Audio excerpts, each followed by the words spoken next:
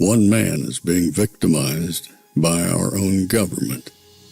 One man whom they fear, yet whom millions love.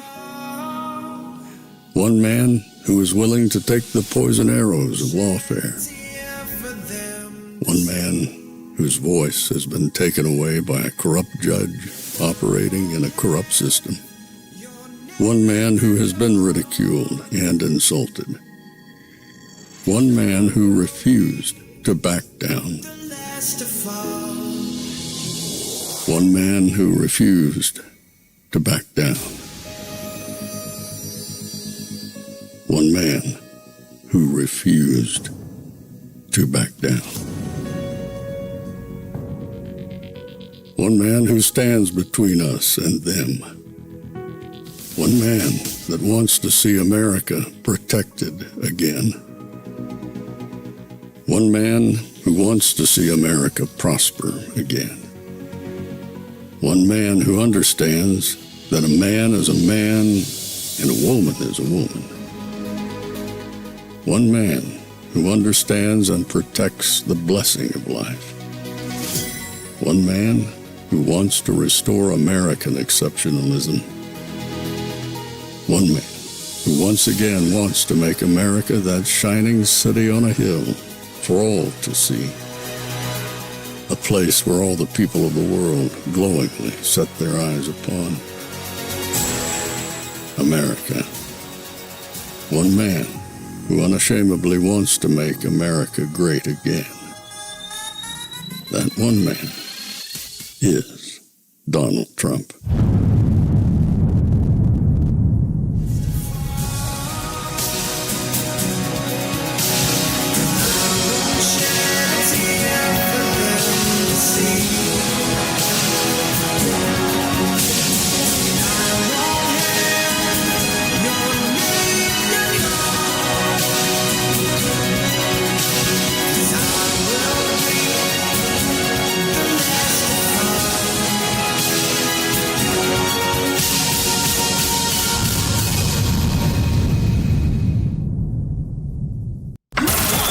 This is Fanfare with Barry Cunningham.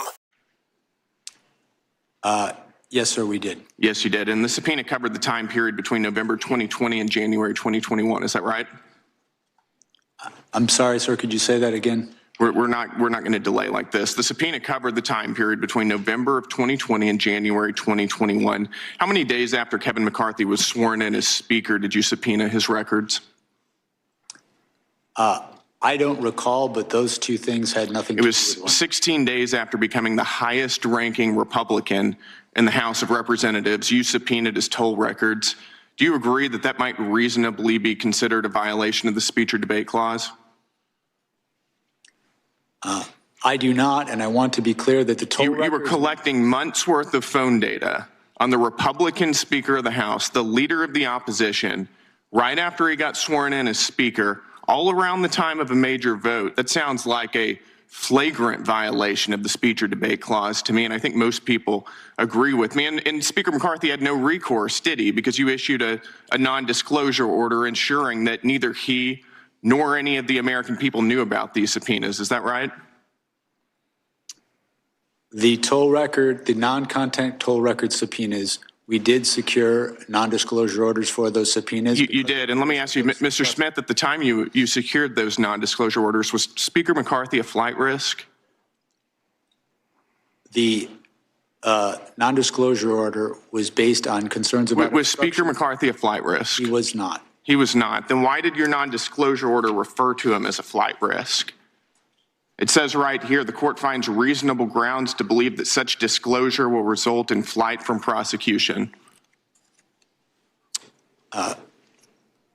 Sir, when securing a non-disclosure order, the risks don't have to be associated... You think that the Speaker of the House is a flight risk? The question? No, this is not your time. This is my time.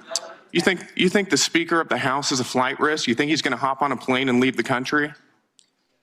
No, what I was trying to explain is with respect to a non-disclosure order, the risks aren't necessarily associated with the subscriber to the phone. They're the risks to the investigation. I think that you were using, this was clearly in reference to Speaker McCarthy, and you were using clearly false information to secure a non-disclosure order to hide from Speaker McCarthy and from the American people the fact that you were spying on his toll records. But I've got more, so let's move on. In May of 2023, you also issued subpoenas for toll records of 9 U.S. senators and an additional representative. Is that right? In May of 23, we did issue. You did, and there were non-disclosure orders in conjunction with those subpoenas as well, right? That's correct, consistent with department policy and Right. the law. So again, nobody would know what you were doing. The senators would, and the representatives would, and the American people wouldn't know what you were doing. Is that right?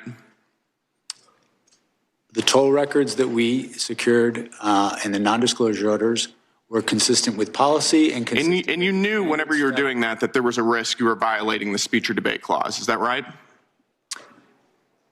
The toll record subpoenas that we secured were with the concurrence of the public integrity. Your own analysis says that you knew there was a risk you were violating the speech or debate clause. I have it right here. This is an email from John Keller at Public Integrity Section to your team.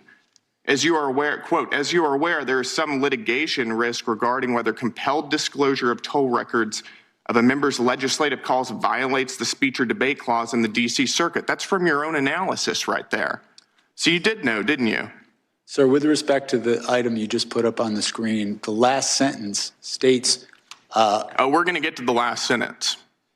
Okay. We're going to get to the last sentence. And you cite case law in here, quote, the bar on compelled disclosure is absolute. Is that right? Or do you think that you didn't have to abide by that precedent?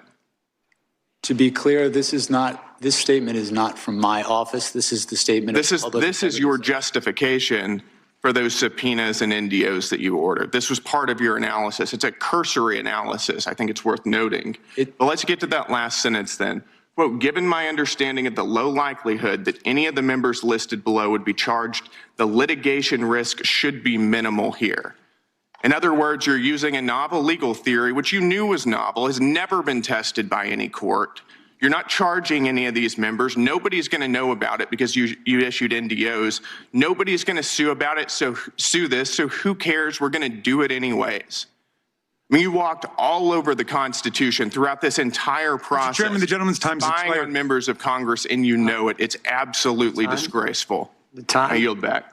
Gentlemen. Yeah, some people had asked me, good afternoon, some people had asked me, was I going to be covering the Jack Smith circus that's going on right now?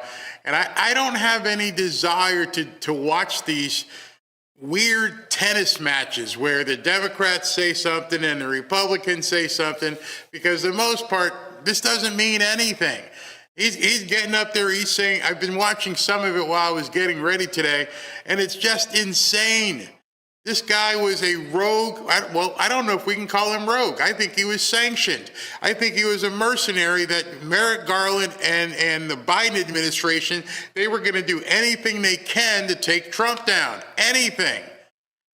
And everything, as we know, to take Trump down. And so I think, in reliving this history, it pisses me off. I'm pretty sure it pisses you off. And I know it's pissing off President Trump. He's probably watching it, and here's something he just posted a little while ago. It says, deranged Jack Smith is being decimated before Congress. It was over when they discussed his past failures and unfair prosecutions. He destroyed many lives under the guise of legitimacy. Jack Smith is a deranged animal who shouldn't be allowed to practice law. If he were a Republican, his license would have been taken away from him already, and far worse. Hopefully the Attorney General, Pam Bondi, is looking at what he has done, including some of the crooked and corrupt witnesses that he was attempting to use in his case against me. We're going to get to that in a second. Crooked and corrupt witnesses. The whole thing was a Democrat scam. A big price should be paid by them for what they have put our country through. And I will add to what President Trump said and say what they are continuing to put the country through. They're not done. They are still doing the exact same thing. They are still dragging the country through the mud. They are fighting tooth and nails in this new civil war. Gavin Newsom goes across the pond and he decides he's going to go do all kinds of crazy things as well. Some of the stuff he said. They can't even fathom the success that President Trump is having. So I want to move on to this next clip, since President Trump mentioned, and I hadn't seen his post when I put this together, when he talked about the corrupt criminal witnesses that they put together for this sham of a thing that they put on the American public. You and Mr. Chairman, I yield back to you. The gentleman yields back. Mr. Smith, is Cassidy Hutchinson a liar? She was their star witness, January 6th committee, their star witness in one of those staged and choreographed hearings they paid the former president of ABC News to put together. She was, in fact, the only witness at this special prime-time hearing, Tuesday, June 28, 2022, 8 o'clock in the evening, and she told some stories. I mean, these were some stories. She talked about President lunged across the back seat, grabbed the steering wheel, tried to drive the car to the Capitol. And I just want to know, you think she was lying? Chairman Jordan, my assessment of that particular issue is that with respect to the testimony about the president lunging towards the driver, my recollection of her testimony about that is that it was secondhand. She had said she'd heard that from somebody. You familiar with the name Tony Ornato? I'm sorry? You familiar with the name Tony Ornato? Yes. White House Deputy Chief of Operations, Deputy Chief of Staff for Operations, right? You remember what he said about it? As I sit here right now, I do not. Yeah, he said it didn't happen. How about Bobby Engel? You familiar with that name? Yes, I am. Secret Service agent who was actually in the car that day. You know what he said? He said it didn't happen. And they both said the first time they ever heard this story was when Ms. Hutchinson testified in the primetime hearing as their star witness of the January 6th committee. By the way, did you ever confirm her testimony about this particular incident? We conducted, as I said before, our own independent investigation of all aspects of the case that we thought was relevant. We, attorneys from my office... Did you ever confirm it? That's a simple question. Well, we interviewed her, I should say, attorneys in my office before. Did you ever confirm the president leaping across the seat, grabbing the steering wheel, this whole concoction she brought up in the January 6th hearing? Did you ever confirm that? Right. We interviewed another firsthand witness who was in the car, who did not confirm that had happened, but also... In your deposition to the committee last month, Mr. Smith, you said this: my recollection with Ms. Hutchinson was a number of the things that she gave evidence on were secondhand hearsay. You remember making that statement to us last month in the deposition? I did, and I was referring particularly to what we're talking about now. Yeah, and you also said Ms. Hutchinson, regarding this particular claim, was a second or even third-hand witness. We asked you, if you were a defense attorney, how would you handle cross-examining her if she was on the witness stand? And you said, if I were a defense attorney and Ms. Hutchinson were a witness, the first thing I would do was seek to preclude her testimony because it was hearsay. You remember saying all that? Yes, that's correct, sir. That's correct, right? Were you going to put her on the witness stand if you ever got to trial? We had not made final determinations as to who we were going to call as a witness. We had a large... You were still considering her? We had a large choice of witnesses in this case. Are you familiar with what Washington Post reporters Carol Leonnig and Aaron Davis said in their book? They did this book, 300-some pages book on chronicling the whole investigation of the Justice Department. And here's what they said on page 310. They said, Jack Smith had wondered whether some of Hutchinson's claims might be relied upon at trial. Still, at one point, Smith told the elections team he wasn't ready to give up on Hutchinson's account. Ultimately, however, Trump administration officials uniformly, fiercely disputed her accounts under oath. Prosecutors on your team told Smith they wouldn't want to use Hutchinson as a witness in court, and Smith agreed. Are Carol Leonnig and Aaron Davis, who wrote this, are they lying?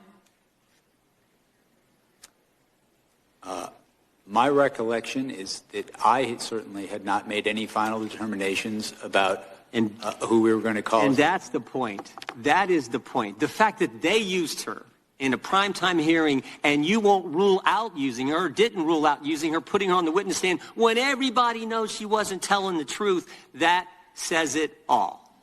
That's the degree the left and Democrats were willing to go to get President Trump, putting on the witness stand someone everybody knows is making it up. Everybody knows that. And you were willing to do it. By the way, you know how many times Cassidy Hutchinson was mentioned in their report, the January 6th report? Any idea, Mr. Smith? I do not. 185 times. Someone that the whole country knows wasn't telling the truth, and you were still considering putting her on the witness stand because you had to get President Trump. And everybody can see that. We better take a recess for votes. We will resume as soon as votes are over. Back here 10 minutes after. Mr. Smith, you guys can... All right, so I apologize if there's a bit of an echo. Like, I don't know what happened. There was a power surge and the filters and everything messed up. So bear with me today. I'll have it fixed because I understand I hate hearing bad audio myself. But in any event, I don't care about the Jack Smith hearing. I really don't care. It doesn't do anything for us. It just makes us relive the anger that we've had over and over and over again. It's not doing anything for America. It absolutely exposes what most of us already knew to begin with for the last couple years. It's a dog and pony show, and nothing is going to happen from it. I mean, I think we have to understand at this point, nothing is going to happen from this stuff. So I want to segue into stuff that actually matters. For instance, what happened with everything that President Trump did early this morning at 8:30 our time, maybe even earlier. The Board of Peace is a reality. The Board of Peace is reality, and it's. I want to show this entire thing because it's simply amazing. So perhaps while this is being shown and you guys are talking, I can get this microphone thing fixed. Please welcome the founding members of the Board of Peace, the Minister of the Prime Minister's Court of the Kingdom of Bahrain,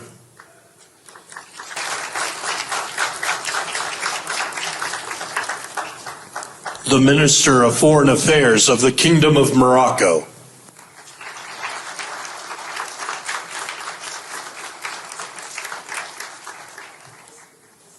the President of the Argentine Republic,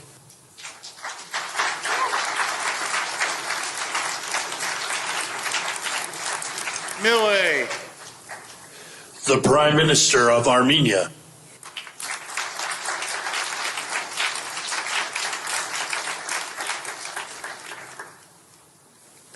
the President of the Republic of Azerbaijan,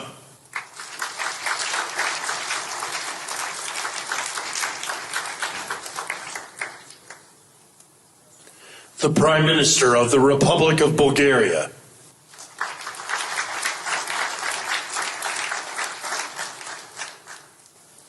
the Prime Minister of Hungary,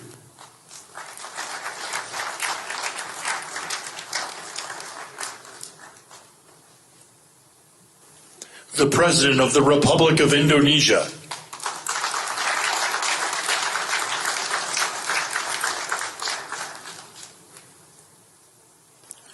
the Deputy Prime Minister and Minister of Foreign Affairs and expatriates of the Hashemite Kingdom of Jordan, the President of the Republic of Kazakhstan,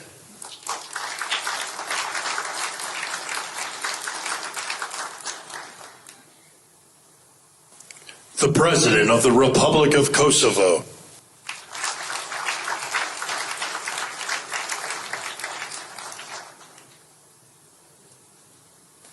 the Prime Minister of the Islamic Republic of Pakistan,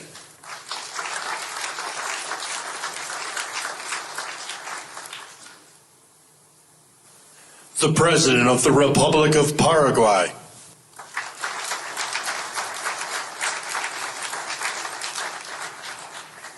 the Prime Minister and Minister of Foreign Affairs of the State of Qatar,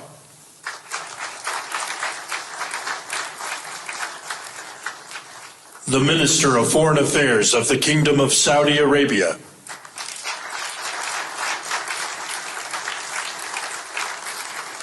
the Minister of Foreign Affairs of the Republic of Turkey,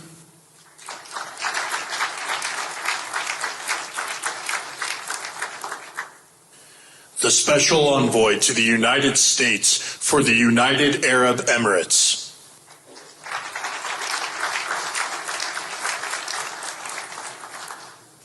The President of the Republic of Uzbekistan.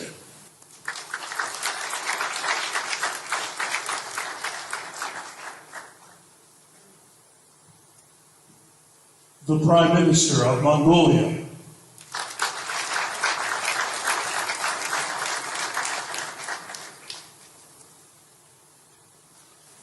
Please welcome the Chairman of the Board of Peace, the President of the United States of America, Donald J. Trump.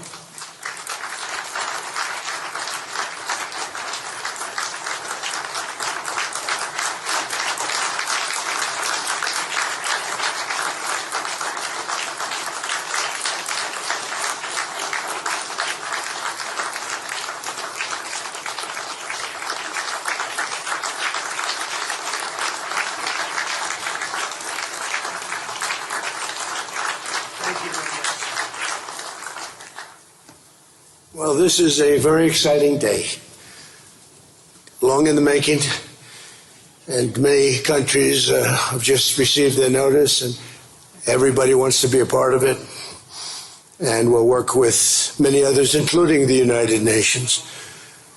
But I want to thank you all for being here. Yesterday we had an incredibly successful visit with many of the world's top business leaders, the best, the biggest, most successful, and foreign heads of state, and now we have one of the most important meetings of all, the official formation of what is known as the Board of Peace. I want to thank the Secretary of State, Marco Rubio, Special Envoy Steve Witkoff, and Jared Kushner, and their extraordinary work. I mean, they have done an amazing job. We have peace in the Middle East. Nobody thought that was possible. We've settled 8 wars, and I believe another one's coming pretty soon. You know what that is? The one that I thought was going to be an easy one has turned out to be probably the most difficult. Last month, 29,000 people died, mostly soldiers, in Ukraine, Russia. Think of that, 29,000, 27,000 in the month before, 26,000 in the month before that. It's terrible. But we have meetings and we think we're making a lot of progress. Thanks as well to Secretaries Scott Bessent, Howard Lutnick, and Chris Wright, U.S. Trade Representative, Jamieson Greer. They're all doing such an incredible job. Ambassador Callista Gingrich, who is here and doing a fantastic, really fantastic work. Thank you, Callista. And many other members of my administration who are so committed to peace, and they're also committed to great success. Very importantly, let me recognize the very first group of distinguished members of the Board of Peace. They will be introduced by name in just a moment. Caroline will be doing that introduction. And to each and every one of you, we are truly honored by your presence today. Leaders of countries, in most cases very popular leaders, some cases not so popular, but that's the way it goes in life. Thanks as well to President Karol Nawrocki of Poland, who's a fantastic man. He just won a very big election. I'm very proud of him.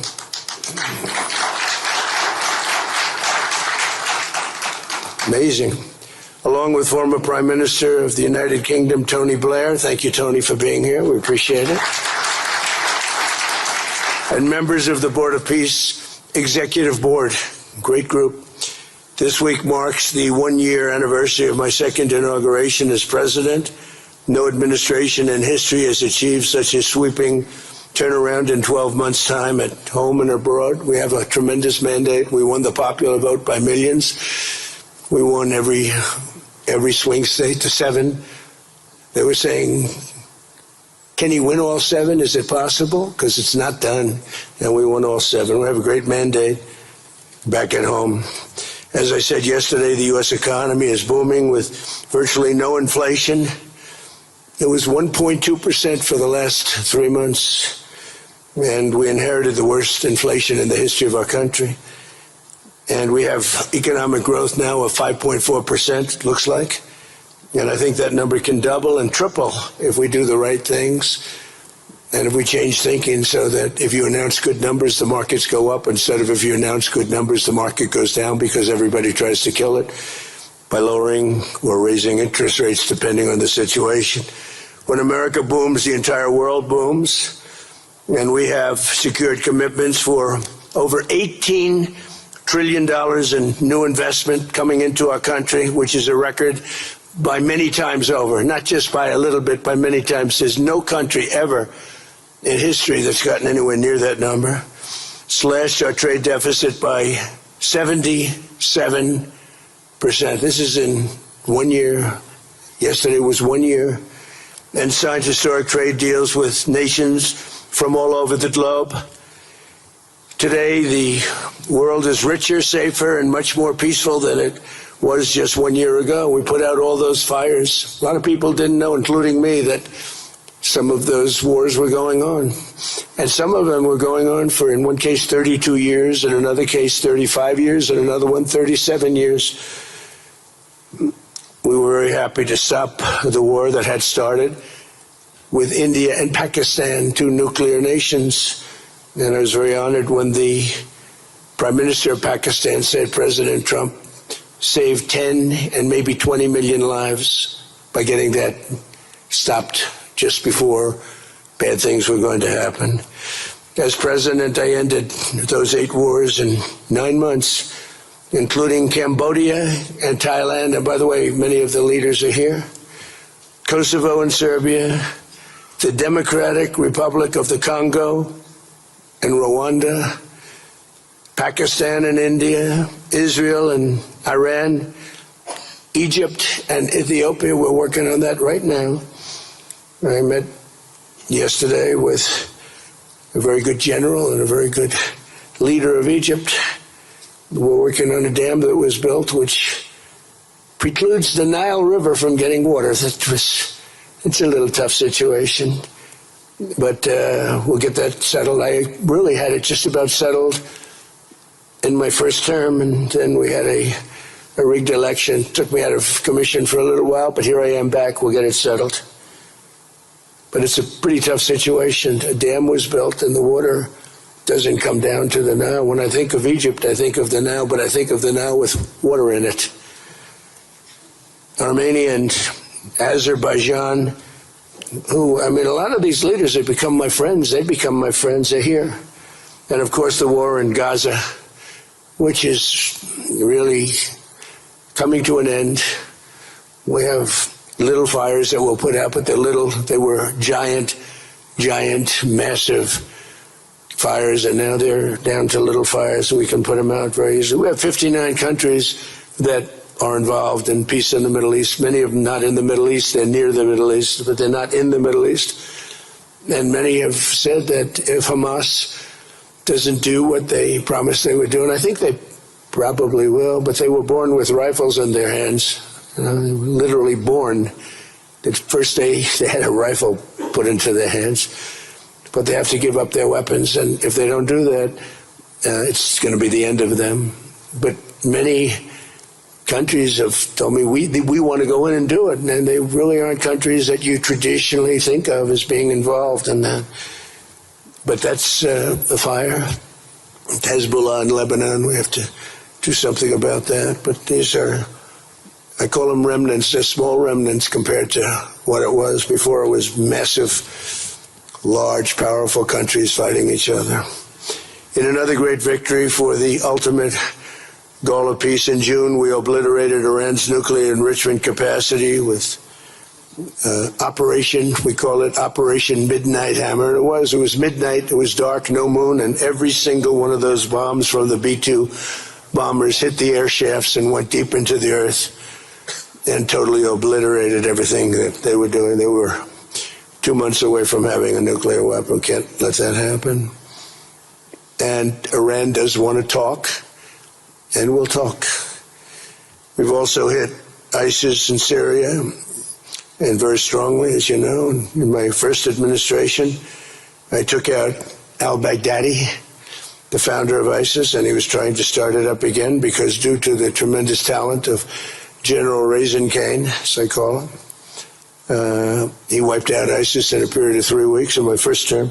You know, we had a great first term, but the second term is, I think, blowing it away, actually. But we took out ISIS, and we hit, it was gone, but during the Biden administration, it formed again a little bit.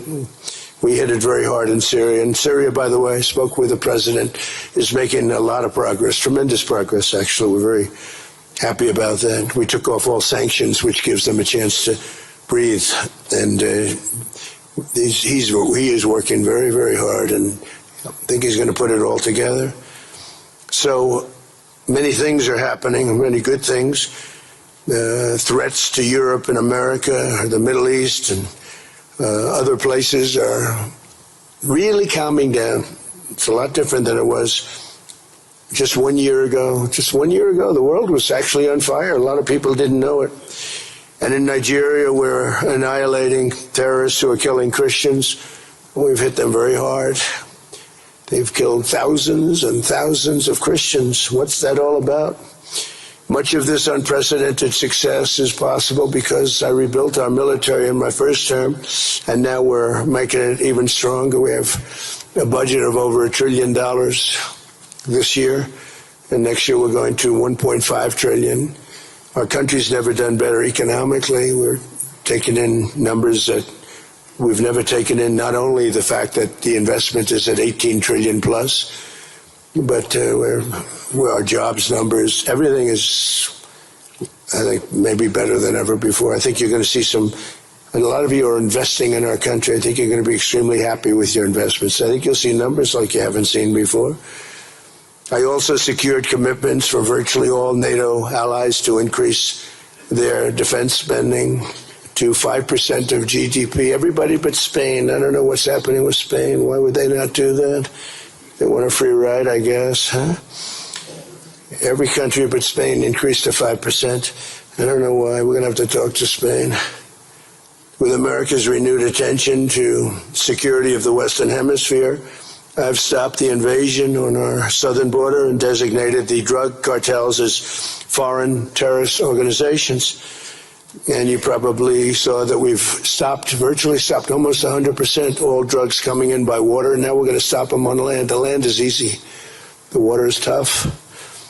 But that's down now. I heard it just last night. It was 97. Now it's 98.1%.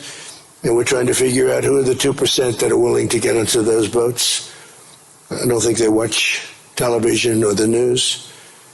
But we've taken out almost 100% of all of the drugs coming into the United States by water. And now we'll, I think, very easily stop them on land. That's the easy part. We wanted to wait till the other was taken care of. And earlier this month, thanks to the unrivaled skill, power, and might of the U.S. military, we have the most powerful military in the world by far.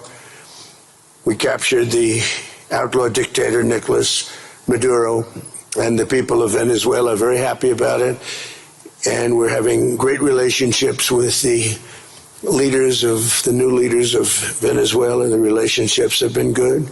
We're opening up the country to our giant oil companies, and it's going very well. We've already taken out, think of this, 50 million barrels of oil, and a lot of that's going to go back to Venezuela. They'll do more income with us in a short period of time than they did in years, because as much oil as they have, and they have a lot, just about the most. After us, there's a couple of countries that are in that category, but we have the most, actually, and they're second between Venezuela and us. We have 62% of the world's oil, but they have very little production, so they'll have a lot of production. All the oil companies, we had meetings, you probably saw, all the oil companies want to go in. They want to go in immediately.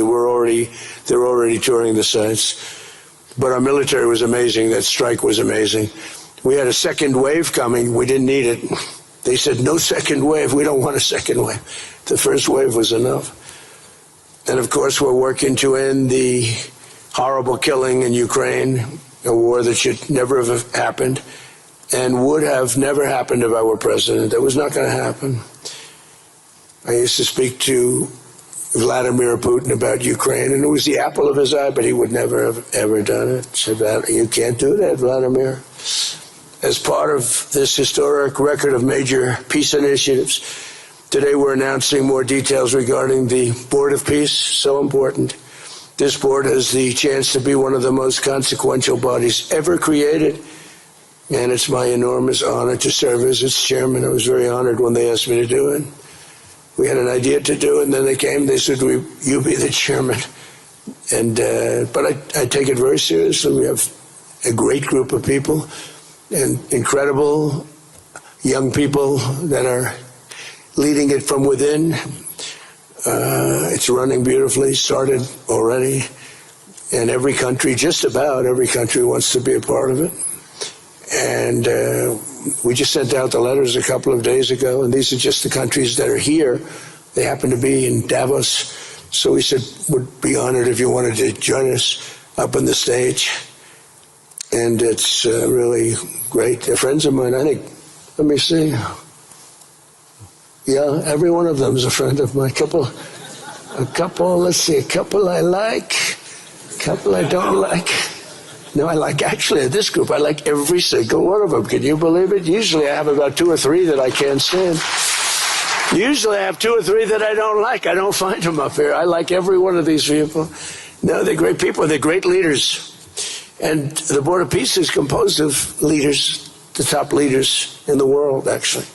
Last October, we released a plan for the permanent end to the conflict in Gaza, and I'm pleased to say that our vision was unanimously adopted by the United Nations Security Council late last year.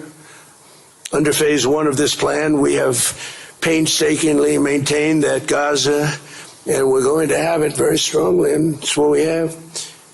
Maintained the Gaza ceasefire, delivered record levels of humanitarian aid. We've given aid, you used to hear all the people were starving and it was terrible.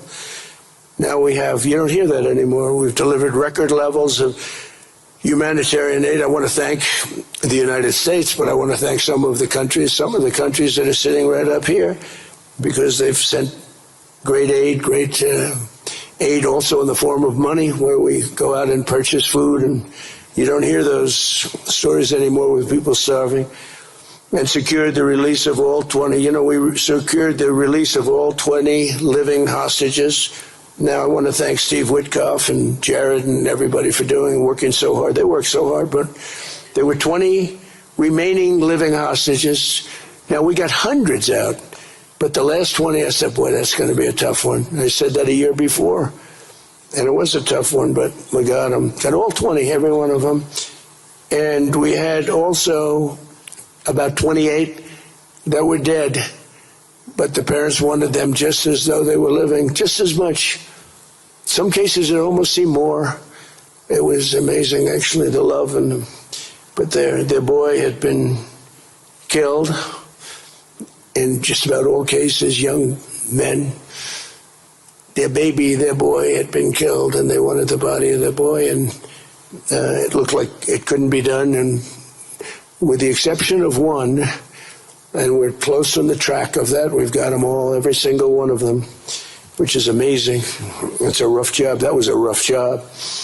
And I've been very clear that Hamas must return that last remaining deceased hostage as well, and that will be the full commitment.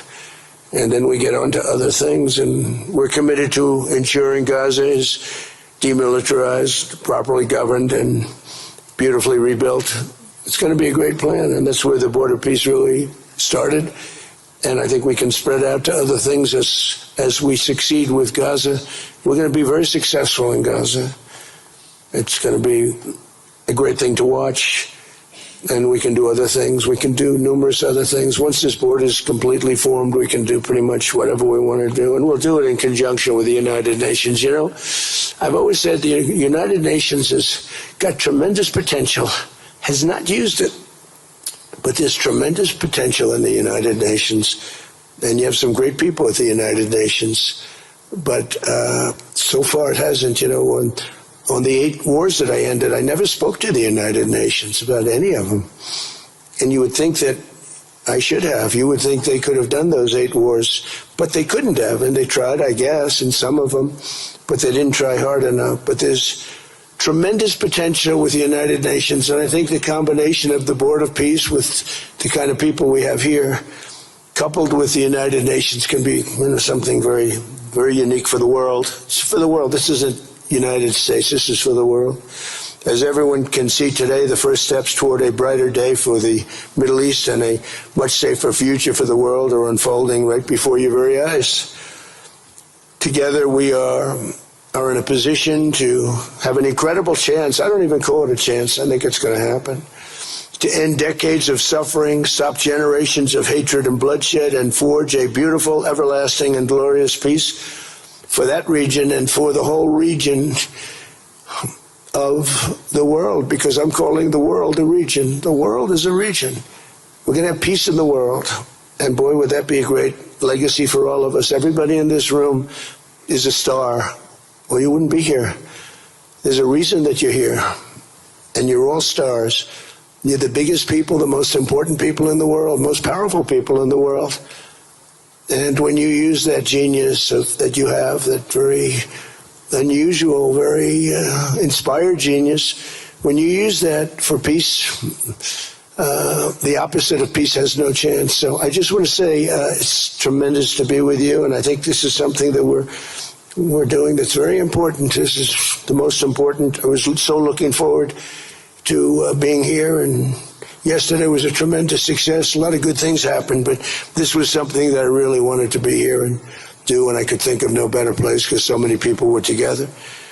And now to bring the Board of Peace into full force, I ask Sheikh Isa of Bahrain and Foreign Minister Barita of Morocco to join me in signing and ratifying the Board of Peace Charter. Thank you very much, everybody. Appreciate it. Thank you. Thank you.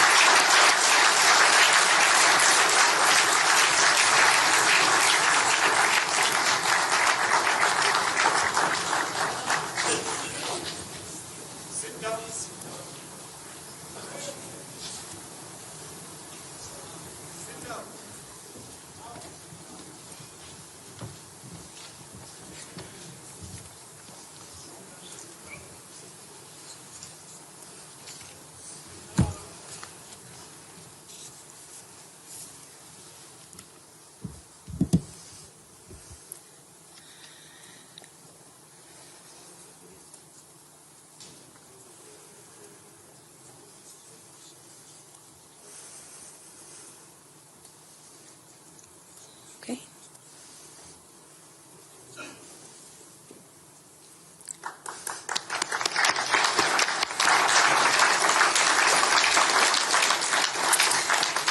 Congratulations, President Trump. The charter is now in full force, and the Board of Peace is now an official international organization.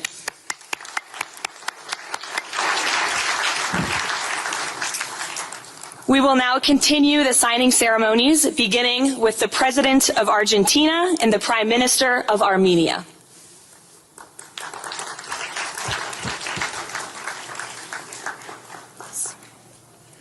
All right, hopefully my voice doesn't sound as bad as as Caroline Levitt's voice does, but it probably does.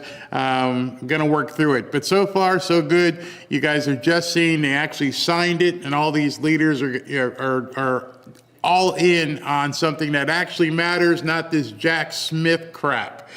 Let's keep going.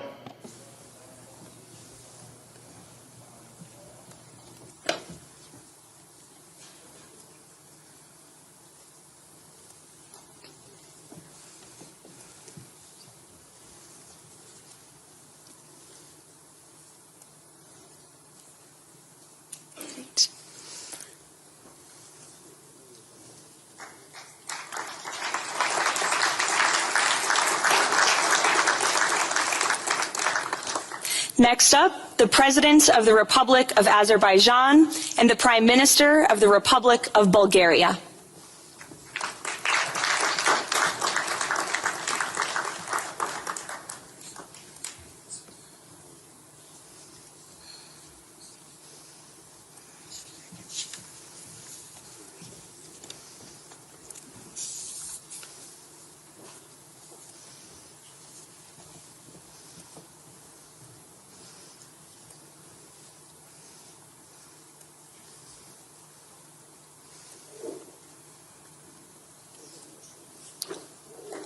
Thank you. Next, the Prime Minister of Hungary and the President of the Republic of Indonesia.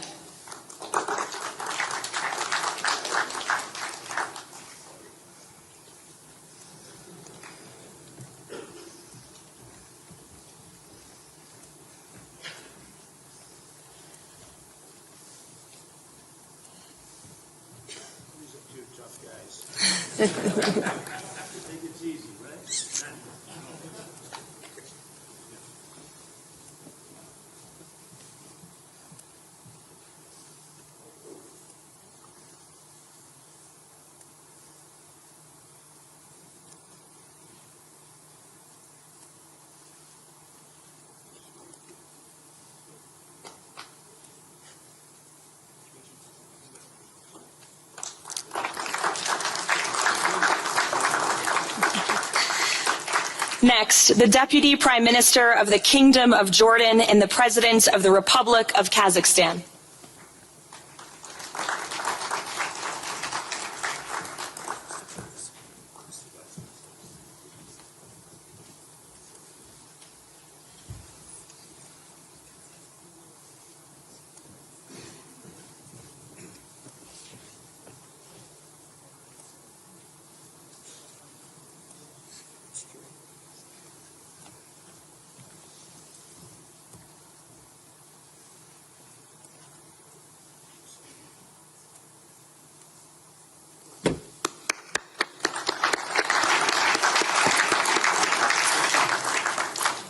Next, the President of the Republic of Kosovo and the Prime Minister of the Islamic Republic of Pakistan.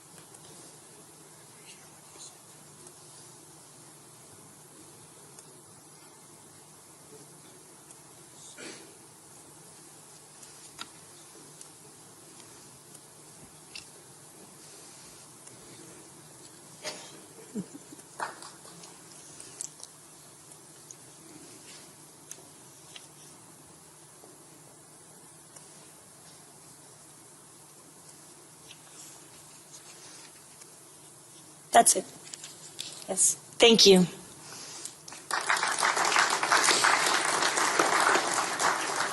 Next, the President of the Republic of Paraguay and the Prime Minister of the State of Qatar.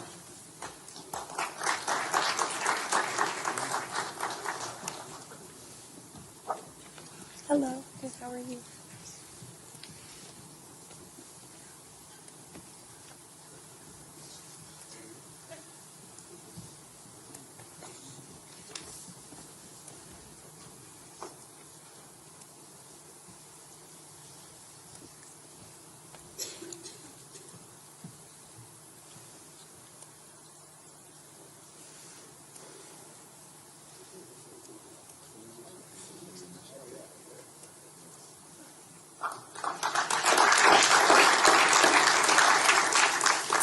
Next, the Minister of Foreign Affairs of the Kingdom of Saudi Arabia and the Minister of Foreign Affairs of the Republic of Turkey.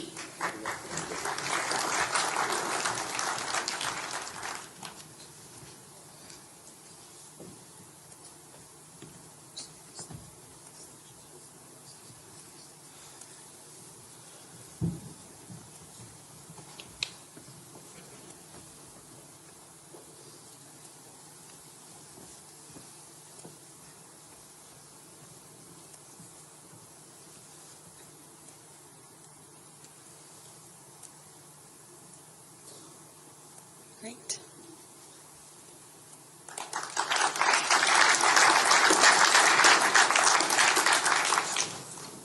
Next, the Chairman of the Executive Authority Affairs of the UAE and the President of the Republic of Uzbekistan.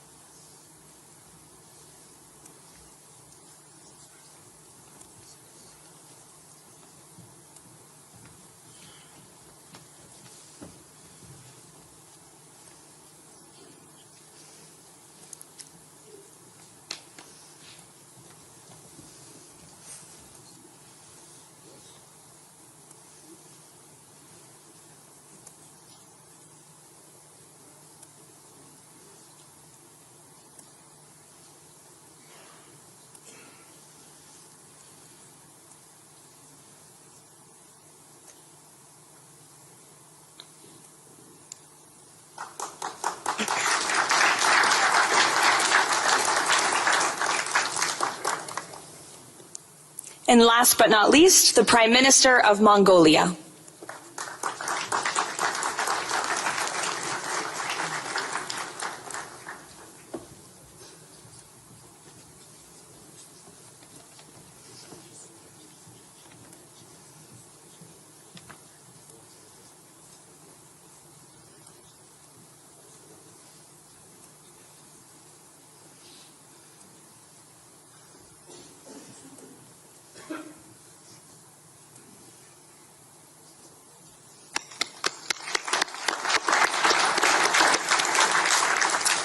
Congratulations, everyone. This concludes the signing ceremony. If President Trump and all of the Board of Peace members could please join the President around the table.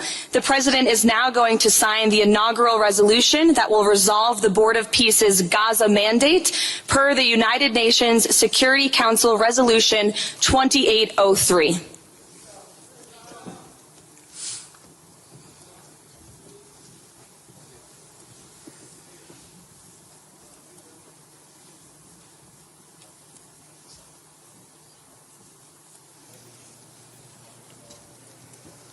So while they're signing this document, sorry about the microphone, we'll get it fixed. While they're signing this document,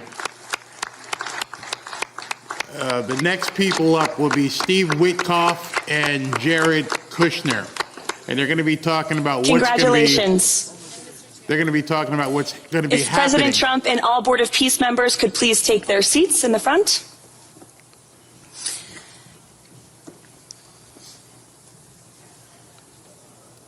Next, she was talking. Next up is going to be Jared Kushner and Steve Witkoff, and they're going to be making an announcement as to what they're going to be doing over in Gaza. It's pretty crazy. Without further ado, Secretary Rubio. Oops, I forgot Thank about you very Rubio. much. It's an honor to be here today. It's an honor to serve as the Secretary of State during a historic presidency.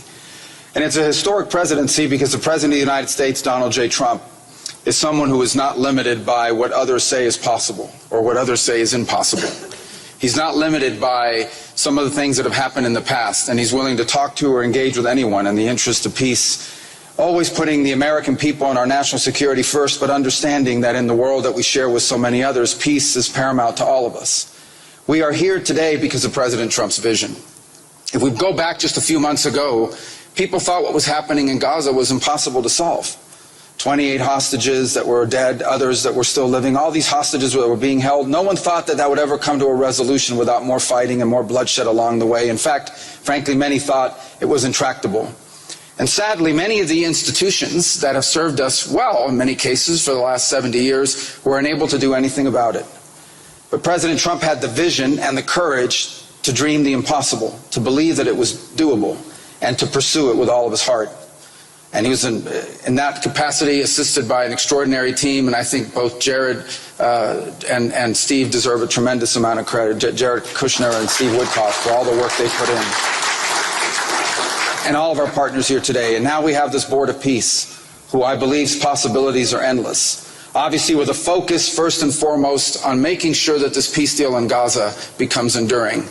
And I know this president has it as his highest priority, and will give it everything he has to make sure that this is successful.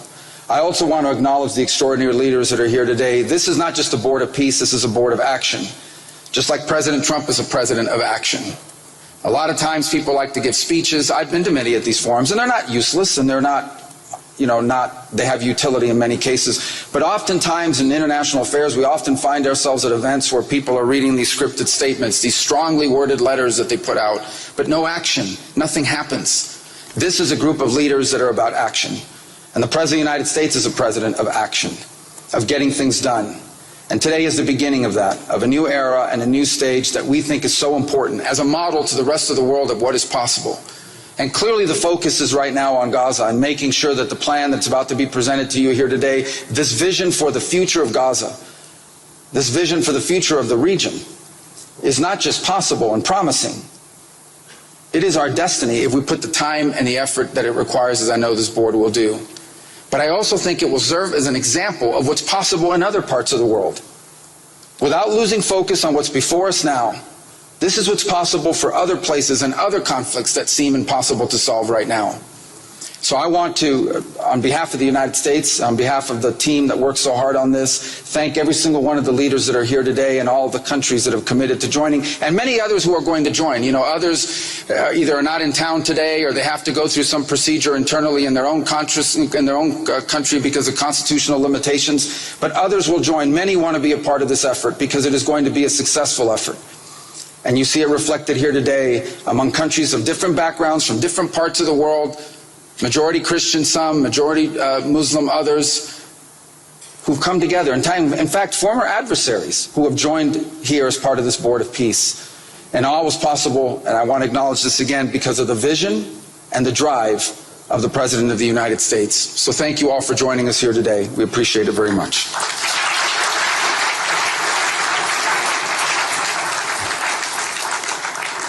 Thank you, Secretary Rubio.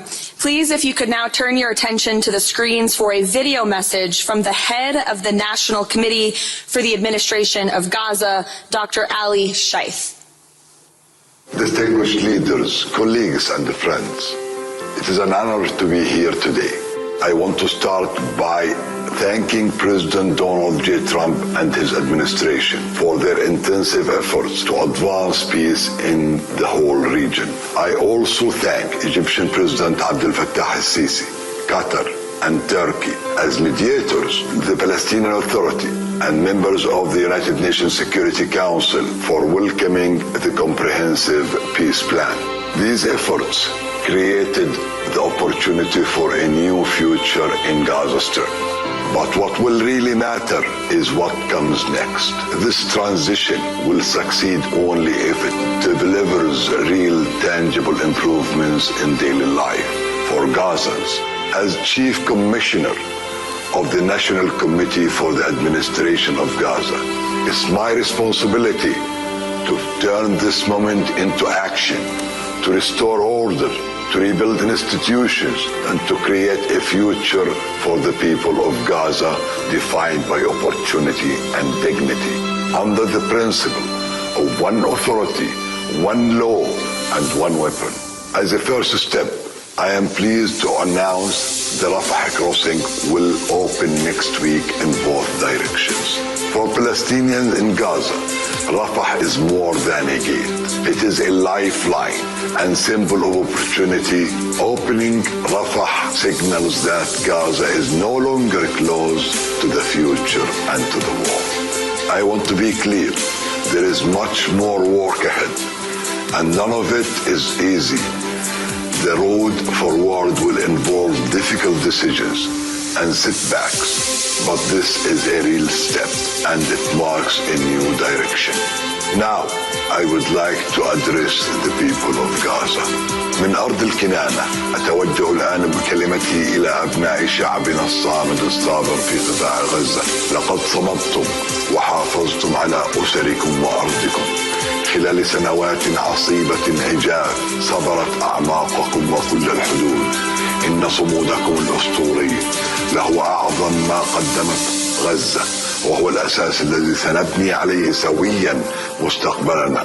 إن هذه اللحظة ليست للنظر إلى الخلف، بل مضي قدما نحو مستقبل زاهر مشرق، مستقبل ينشأ فيه أبناؤنا بلا خوف وقلق، يكافأ العمل وتفتح المدارس وتستعيد الحياة اليومية استقرارها وأمنها. إن المرحلة المقبلة تتطلب تضافر الجهود من قبل الجميع، ولكنكم لن تواجهوها وحدكم. أصواتكم لها وزن وأعمالكم لها أثرها، والتزامكم بالسلام وإعادة بناء مجتمعاتكم ستحدد ملامح قطاع غزة الجديد. خطوة بخطوة وبالانضباط والعزيمة سنبني غزة قادرة على الاعتماد على ذاتها، ونرسم مكانها كمركز للحرية والفرص والسلام. Today I ask the international community not only to support this effort, but to work with us. Judge us by our actions. Hold us to clear standards and stand with the people of Gaza as we take this responsibility for our future. Thank you, ladies and gentlemen.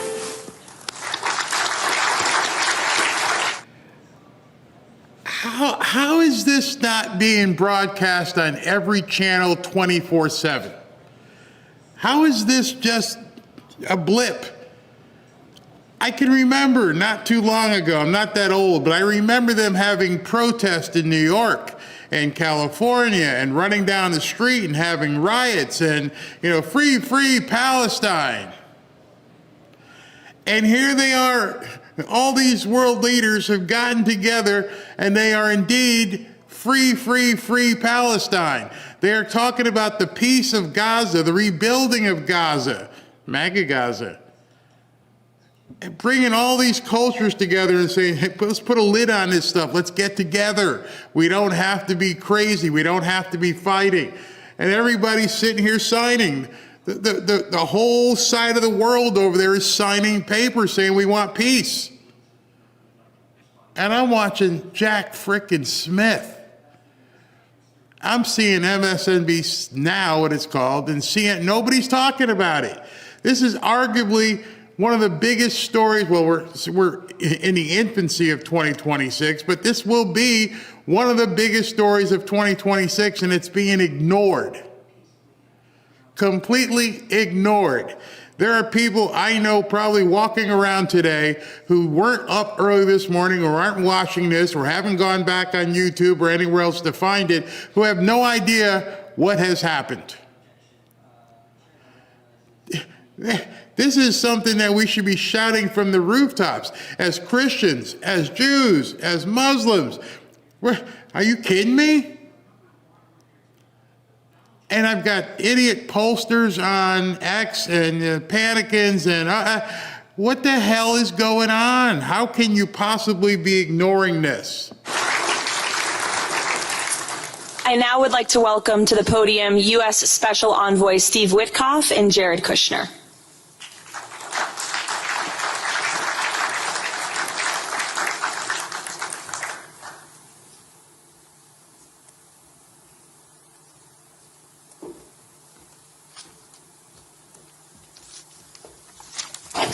Thank you, everyone, and welcome here. This is really my honor to be up here speaking. I remember when the president asked Jared, I, and of course our great Secretary of State, to work on something that the world thought was impossible and unattainable. But the president, on this peace deal for Gaza, as on all other deals we work on his behalf, said we had to try. And of course, we were inspired by that. We have achieved a peace deal in Gaza. We have brought the hostages home, all of the bodies except for one, and we will bring that body home too. And maybe most importantly, we have created a sense of hope for what the future can bring in Gaza and all other places where the Board of Peace will operate. And I am so honored, Mr. President, to have worked on this on your behalf. I'd like to thank some people who are here with us tonight who have done so much, done indispensable work to bring this deal together. Sheikh Mohammed, my good friend from Qatar, and Ali Al-Tawadi,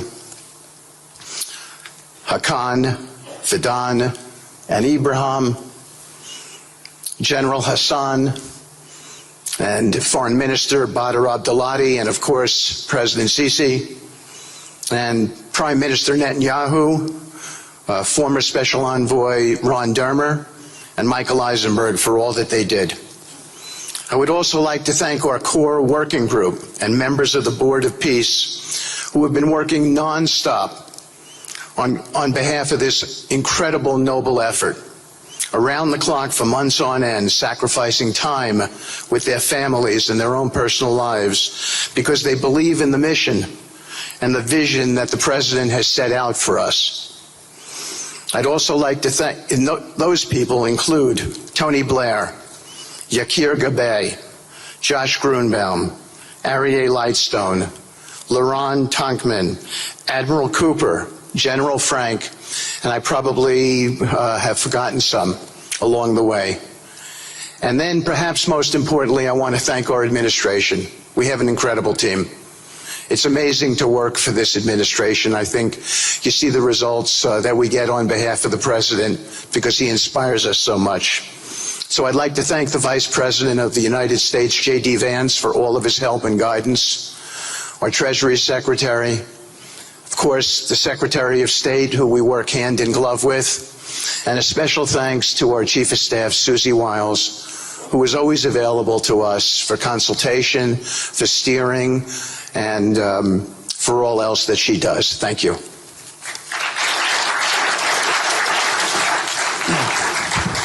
Thank you, Steve. And I have to say, one of the great honors for me of being able to work on this has been working with Steve, who really is as brilliant as he is. His heart is tremendous. He's a lot of fun to be with. And even in some of these, very difficult moments where we didn't think things were happening, working together really was an amazing treat. I'm going to go down today just through a couple quick slides just to show you the progress that's been made in the last couple months. It was just over 100 days ago that we got the final deal done, and everyone was celebrating and joyous about the hostages coming home and the end to this long war that nobody thought was possible.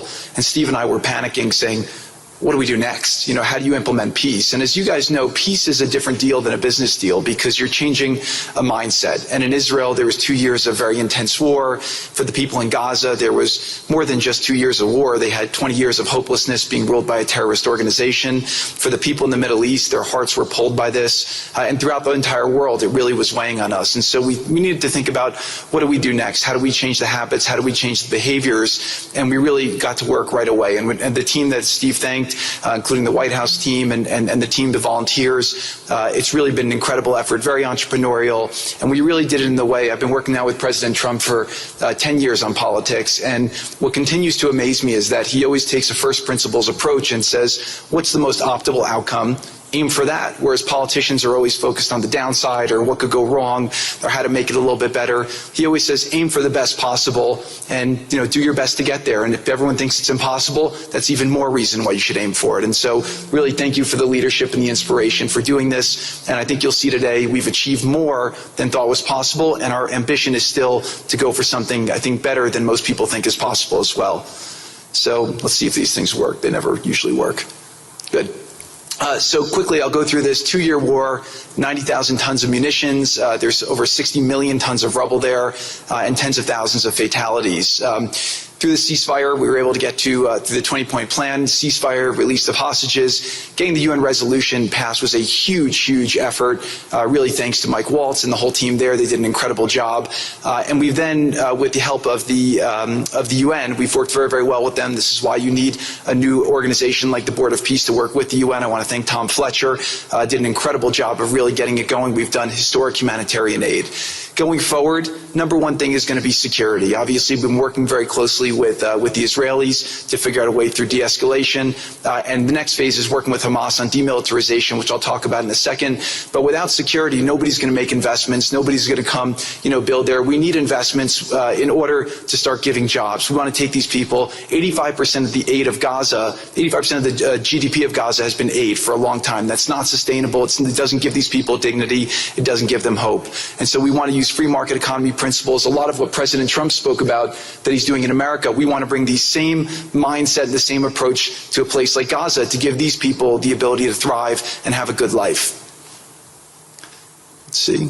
So on the aid, I mentioned the UN. So now people are talking about famine. 100% of the food needs are met, and that's been overabundance. The cost of goods have gone down tremendously. Over 55,000 trucks have gone in, and over 1.4 million pallets. And it's been the largest humanitarian effort done into a war zone that anyone's been able to tell us about. This really has been a great joint effort that everyone's been able to do, and so it's a great thing.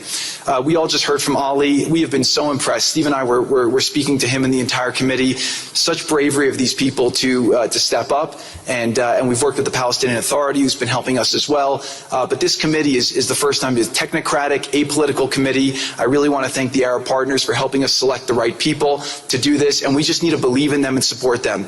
I put this up here. It's probably a little too small for me to read, but this is really important if you saw the mission statement. So Hamas's mission statement was, we need to destroy the state of Israel. That has not worked well for the people, as we've seen. Their mission statement is, we are committed to establishing security, restoring the essential services that form the bedrock of human dignity, such electricity, water, healthcare, and education, as well as cultivating a society rooted in peace, democracy, and justice, operating with the highest standards of integrity, transparency. So these are the basic things. Their goal is to have peace. So as you're looking at that, yes, it's small, so he should have had like 12 slides because that's way too small for people to look at. But I wanted to pause it in case you wanted to see it closer and you wanted to read it yourselves, because he was talking kind of fast.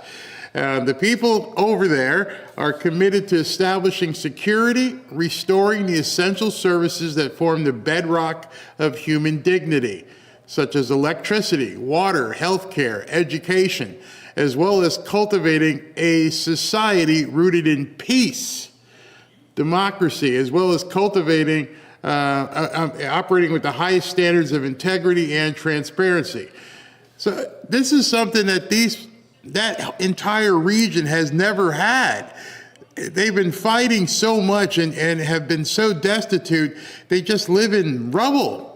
And now somehow they were able to go over and convince them, would you like to live like humans in other parts of the world do? It's very simple. Just stop throwing your bombs, stop being crazy, stop indoctrinating people, and truly rebuild the area. Work towards prosperity. You got a long way to go, because right now you just live in cinder blocks and burned out buildings.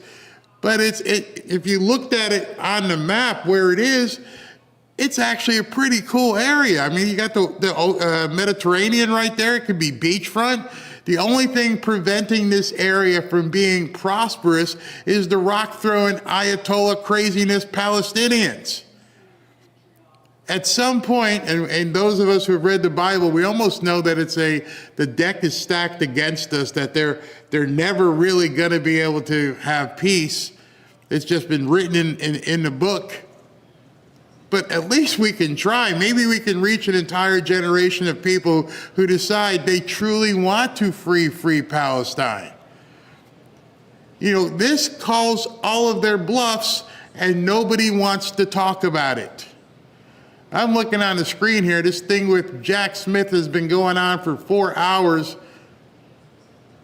It means nothing. It's not going to go anywhere. And I think whatever they think they're exposing, the American people already lived through it. I don't need to watch another history lesson. It's not the Discovery Channel. This stuff is life-altering. And to help their people, which is an obvious mission statement for a government, but actually fairly novel for Gaza.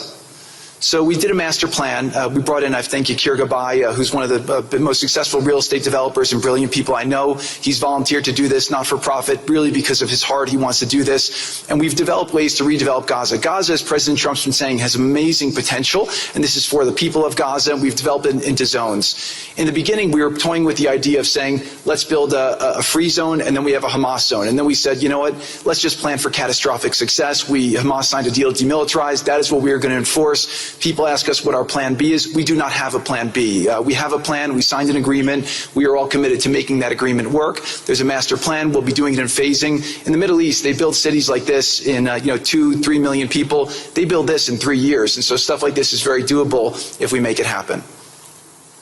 Rothel will start with. This will show a lot of workforce housing. We think this could be done in 2-3 years. We've already started removing the rubble and doing some of the demolition. And then New Gaza. It could be a hope. It could be a destination, have a lot of industry. It really is going to be Magaza, Mega Gaza. Look at that. It looks like, like Saudi Arabia looks. There's got to be people over there in that area going, wait a second, I could live like this? I could actually live. Yeah, the worst thing for these libs is for people to understand in war-torn areas that they can enjoy prosperity. Wait a minute, so you're telling me Trump's not just doing prosperity in America, he's going to turn Gaza into that? Roads, high-rises, waterfront property? What are we doing, people?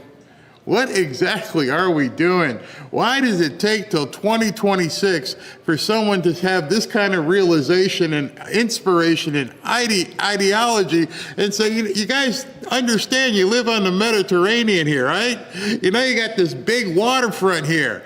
Do you realize people would pay to come here and stay in a nice giant high-rise that you guys can all work and maybe possibly aspire to own one of these units? Look at that. I mean, seriously, just stare at that. It looks like that could be in South Beach. It looks like it could be in Saudi Arabia. It looks like it could be somewhere, well, used to be in California. How do you look at that and say no? How do you look at these plans and say, we don't want that? Oh, you still want your tents? You want your donkeys and your cinder blocks? You want to sweep dirt? No. People want to be people. If you give them the opportunity and the contrast, you know, the only people who won't like that are the zealots who say, oh, that's evil. I'm like, what's evil about it? It's a building, someplace for your wife and kids to live, and you don't need the goat. Well, hopefully you won't need the goat. And I saw this when I was putting this together, and it says coastal tourism, the transportation hub, energy and digital infrastructure, because they got energy. Oh yeah, there's a lot of stuff there. But for some reason, everybody has been intent on keeping it a hellhole on purpose. And President Trump goes over and goes, damn, we got all this beachfront we could do on the Mediterranean? And everybody laughed because we thought MAGA Gaza, but I'm pretty sure one of those buildings could be MAGA Gaza. And really be a place that the people there can thrive, have great employment. Once this starts going, we think there should be 100% full employment and opportunity for everybody there. And we have a lot of data on what can be, but we think that this really gives the Gazan people an opportunity to live their aspirations. But it all starts with security, and it all starts with governance. Final note I'll just say on the Board of Peace, which is that all the lessons we're doing is we're basically studying the best practices from all over the world, and we're watching who does education the best, who does healthcare delivery the best. All of these things it's not secret IP. All this is IP that the Board of Peace is going to make public, and we want to encourage all the countries to be able to follow these best practices. A lot of the things that President Trump is doing in America, if they're working, we should all be copying them. If we find what's working in other countries, we should be copying them too. And so what the Board of Peace will have the ability to do if we're successful with Gaza is really show how do you do peace implementation, which is something that when we got this deal done, we didn't really find too much expertise or know-how on how to do it. So as we're creating this system, hopefully it's something that we can just document these learnings and make them available to all else who want to use them in the future. So demilitarization, this is something we're starting now that we have a new government in Gaza. This government will be working with Hamas on the demilitarization to really take the principles that were agreed to in the document to the next phase, and hopefully that will be successful. Without that, we can't rebuild. So if Hamas does not demilitarize, that will be what holds back Gaza and the people of Gaza from achieving their aspiration, and that's very important. So the next 100 days, we're going to continue to just be heads down and focused on making sure this is implemented. We continue to be focused on humanitarian aid, humanitarian shelter, but then creating the conditions to move forward. So thank you. Final point I'll just make is this is really only possible because of the work of so many people and President Trump's great leadership. But a lot of you have been asking, how can we help? So the countries have all been incredibly generous. We'll be doing the first conference where we'll announce a lot of the contributions that will be made in a couple weeks in Washington. From the private sector, there'll be amazing investment opportunities. I know it's a little risky to be investing in a place like this, but we need you to come, take faith, invest in the people, try to be a part of it. And then finally, I'll just talk to people on the media and on the social media, which is This deal only happened because we worked with Israel, we worked with Turkey, we worked with Qatar, we worked with Saudi, we worked with Egypt. I mean, everyone worked together. We worked with UAE. We all worked together to make this happen. I see a lot of people trying to escalate, criticizing Israel or Israelis criticizing Turkey or Qatar. Just calm down for 30 days. I think that the war's over. Let's do our best to try working together. Our goal here is peace between Israel and the Palestinian people. Everyone wants to live peacefully. Everyone wants to live with dignity. Let's put our efforts towards promoting those who are doing the work to build this up, like Ali and his committee. Let's focus on the positive stories, and let's just calm down, turn a new chapter. And if we believe that peace is possible, then peace really can be possible. So we're going to continue to work every day. We need all of your help to do it. And again, I just really want to thank President Trump for his leadership in doing this. This would not have been possible without your commitment to this. Everyone thought it was impossible to end this war. You never gave up. You never stopped. Every time there was a setback, you told us to try harder. You gave us different ideas. And we've made several impossible things happen just in Gaza to date, and there's no reason why we shouldn't be able to make even more impossible things happen. So really thank you for your amazing leadership. I love how he said, make impossible things possible. I like to turn those kind of words on each other. Uncomfortability, get comfortable being uncomfortable. I saw somebody in the chat say, that doesn't look appealing. It may not look appealing to you, but you don't live with you don't sleep with a cinder block pillow. You don't sleep with a dirt floor that the wind blows in. You have a roof over your head.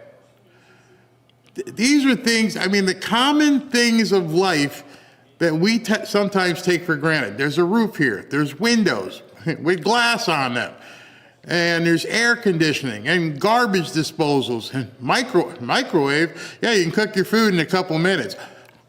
I don't need to heat up some rocks. No. What's this thing? That's a toilet. What does that do? Well, you put your rear end down, and you do your thing, and then you push oh my. See, we take too much for granted. Have you ever been to a country where there's no toilet? Haiti? There are people in the world who've never sat on a commode. Like, wait a minute, you can just sit here and hang out in the air conditioning? Scroll on your phone? Oh, phone, what's this? Oh, this is called a smartphone. So you're doing your business and you can I can watch videos. I have internet. There are so many aspects of what you do in your daily life. It would be hard for you to imagine how these people are living. In order to make food, if you have food, might just be some rice that you're doing something with. So when it says that doesn't look appealing, it's not for your eyes. You live here. You have a home. You've had a home. You probably have a vehicle. You probably can go places and buy what you want when you want. There's stores. I want you to think of the most simplistic things in life that you enjoy, and then imagine none of them being there. Imagine not even having a mop. Imagine not even having Kleenex, toilet paper, a napkin, a dish, a fork. See, when you break it down into that essential parts of life, it's hard for us to imagine sometimes that there are people existing who have none of that. Nothing. Like, Barry, how can that be possible? It's only possible because that you don't know is because they don't show it. The only time I saw it growing up is when we would have to go trick-or-treating for UNICEF, and I was like, no, they're not getting my candy. Oh, what about the kids in Africa? What about him? I don't know who they are. Hey, look at his stomach. He got a big old tummy. He should be okay. No, that means he's sick. Oh, well, he better go see a doctor. He ain't getting my sugar daddies and my sugar babies. Mm-mm. And definitely ain't getting a Tootsie Roll. Yeah, I was that kind of a kid. But in any event, that was the closest thing we ever saw to starving kids. We all saw the commercials with the kids sitting there, but we don't live it. Like, oh yeah, they change the channel. They keep showing these starving kids or something. Change it. Here comes Sarah McLachlan with those poor dogs. Yeah, change it. What's that you just used, Bears? Oh, it's a remote. What's a remote? It changes the screen. What's a screen? We have become such a comfortable society. It's easy for us to turn our heads and go, that doesn't look right. Oh, I don't like to see all that stuff. I bet you would if you were living in a hut and dust and crime and subjugation and the food you eat every single, if you can get food that day, might just be a box of rice and you're boiling it over some hot rocks. And here you go, here's dinner. I think I had this yesterday, the day before, and the last 5 days all together. Now I walk into you and like, hey, would you like some meat? Whoa, what's this? And I cannot believe that these people have not embraced what's going on, and they don't want to even acknowledge the extreme success that President Trump has been able to achieve. Thank you, Jared and Steve. Now I would like to introduce and welcome to the podium the High Representative for Gaza, Nikolay Mladenov.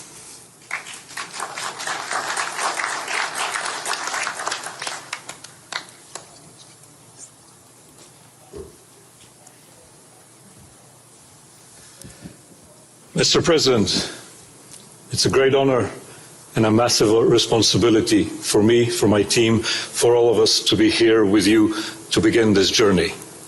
Who would have thought 2 years ago that we will be sitting here with this group of countries, with this leadership, giving the people of Gaza a new chance? Who would have thought that last Friday I would be sitting, Mr. President, in Cairo with an amazing group of Palestinian technocrats, people who you don't see on the news, people who are not media personalities, but who are experts, who are committed to giving their people a chance in life. And this is what this is all about. For too long, Gazans, Palestinians and Israelis have lived with conflict, with death, with destruction. Now the page turns. And whether the page turns successfully really depends on all of us. We have the ingredients for it. We have the leadership of the United States and President Trump. We have a great group of countries joining the Board of Peace and more to come. We have a fantastic Palestinian team on the ground, and we must make it work. Our partnerships are there, our plans are in place, and we need your support. And finally, I look to all of you who are in this room and who are watching this meeting from their screens at home or in their offices. Please put away your talking points for a minute. Please put away your fears. Please put away your concerns. Please stop listening to the rumors and to the gossip. Focus on what we have to do today, because the future of 2 million Palestinians is at stake, and if we give them a chance, we will do more than that. We will create opportunities for 1 billion people who live in the Middle East and beyond, and who are responsible, also who want to see transformation and a chance in life for the future. So please join us on this journey, join the Board of Peace, and join us in supporting this excellent initiative. And thank you again, President Trump and the United States, for taking this decisive leadership forward.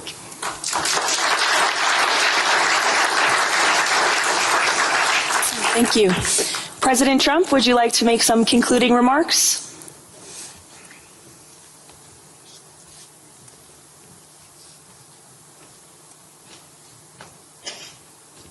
Great job. Great job. Well, I just want to tell you it's all happening. And one of the first things I said when we really got involved in this project, and it's a big one, but it's very doable, I said to Jared and Steve and some of the other folks, including Larry Fink, and congratulations on the great success. The two of you have done a fantastic job. This is bigger and better than ever. We usurped some of your time for a very important reason, and you understand that better than anybody, and we appreciate that you're here very much. Thank you both very much. But I said that, this is a great location. It all begins, see, I'm a real estate person at heart, and it's all about location And I said, look at this location on the sea. Look at this beautiful piece of property, what it could be for so many people. It'll be so great. People that are living so poorly are going to be living so well. But it all began with a location. That's the vision. They look out on the waters, and very few places are like it. So we put together a team that's outstanding, a team that's done it before, a team that I think has done tougher jobs. If you want to know the truth, we've done some tough jobs. And we continue to. As far as the United States is concerned, we're behind it. And the United States has never been stronger, never been bigger, better. It's doing really well. You see that, building thousands of businesses, plants, factories all over the United States are right now under construction. Nobody's ever seen anything like it. And this is just an honor to be involved with this and to be involved with the great people in this room and the great leaders that are sitting on stage. We thank you very much.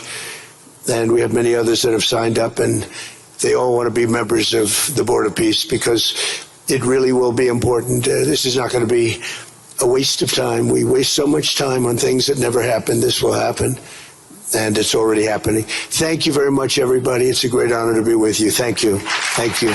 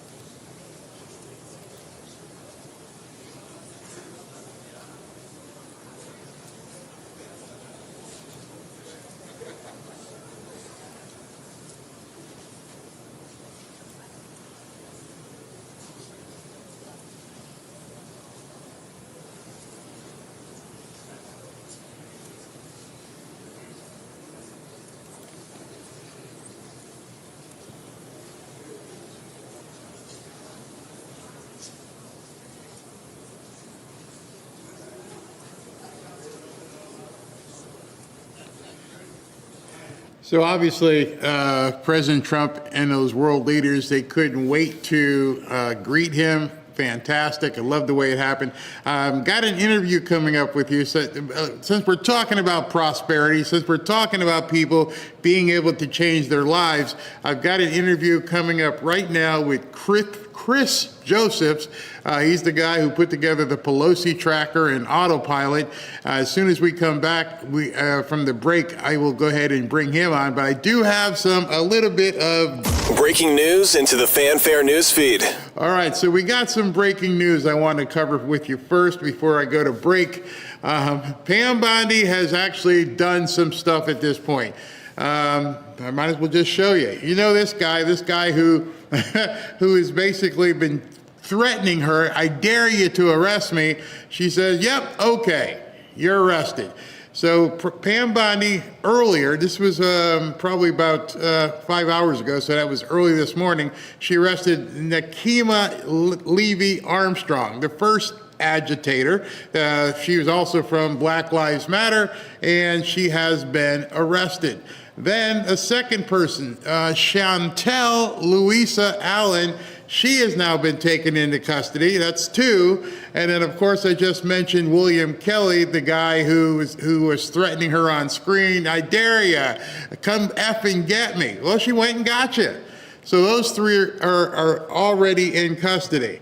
And you're probably thinking, what about the big fish? Well, as of right now, Don Lemon has not been arrested, basically because the first judge that they went to refused to sign a warrant. The judges are giving Don Lemon cover. And so we'll see what happens, but at this point, 3 of them have been arrested. After I have the interview with Chris, I've got J.D. Vance who's about to come on stage and speak. I got it on hold here, so you won't miss a single second of that. So you don't have to turn away after, if you think you're going to miss it. We're going to have the full interview, a full speech with J.D. Vance, and I'll be right back to talk to Chris Joseph.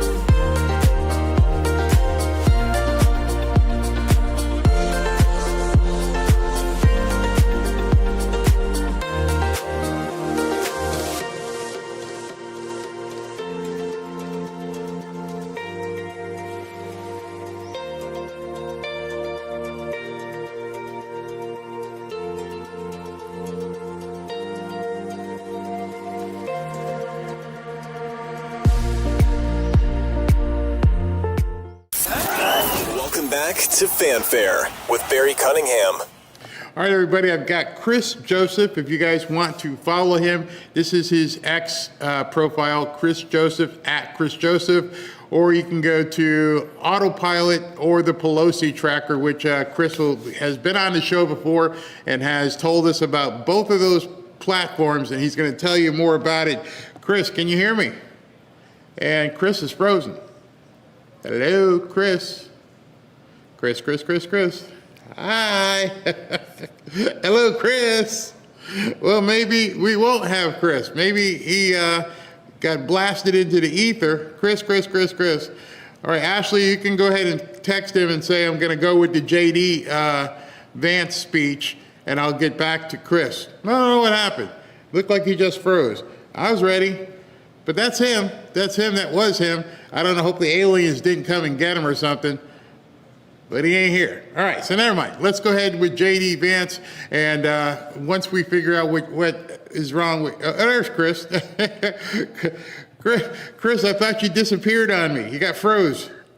No, yeah, I'm sorry about that. I was popping in and out. I was trying to get my lighting right, and I'm trying to get my camera right, too. I'm sorry if it's a little blurry, but... No worries at all. Thank you. I'm glad you could make it, because I've been talking to people about prosperity and everything that's been going on, and President Trump going over to Davos, and it looks like the stock market again is going gangbusters. Could you tell people a little bit about Autopilot and the Pelosi Tracker for those who don't know? Absolutely. So, as you know, and maybe some of your followers know, politicians have been able to trade in stocks for the past 20 to 30 years, and it only recently kind of started getting on people's radar just of how absurd and ridiculous it is that they're allowed to do this to begin with.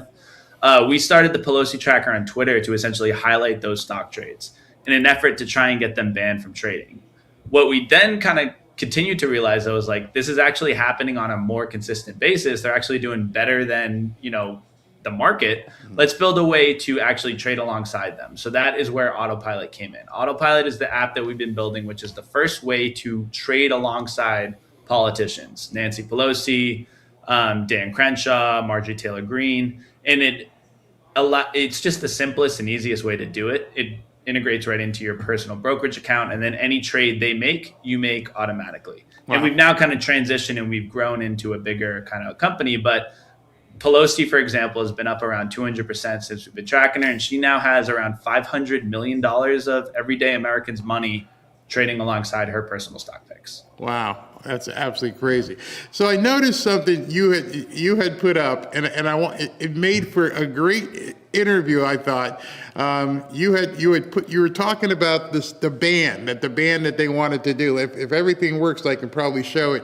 There we go. All right. So you're saying today the GOP struck a new bill to ban Congress from trading stocks. Since we run the Pelosi Tracker and built the first way to trade alongside them, we thought we'd chime in. Here's everything you need to know and why this may actually pass. So before you go any further, does it have a chance to pass, this stock ban?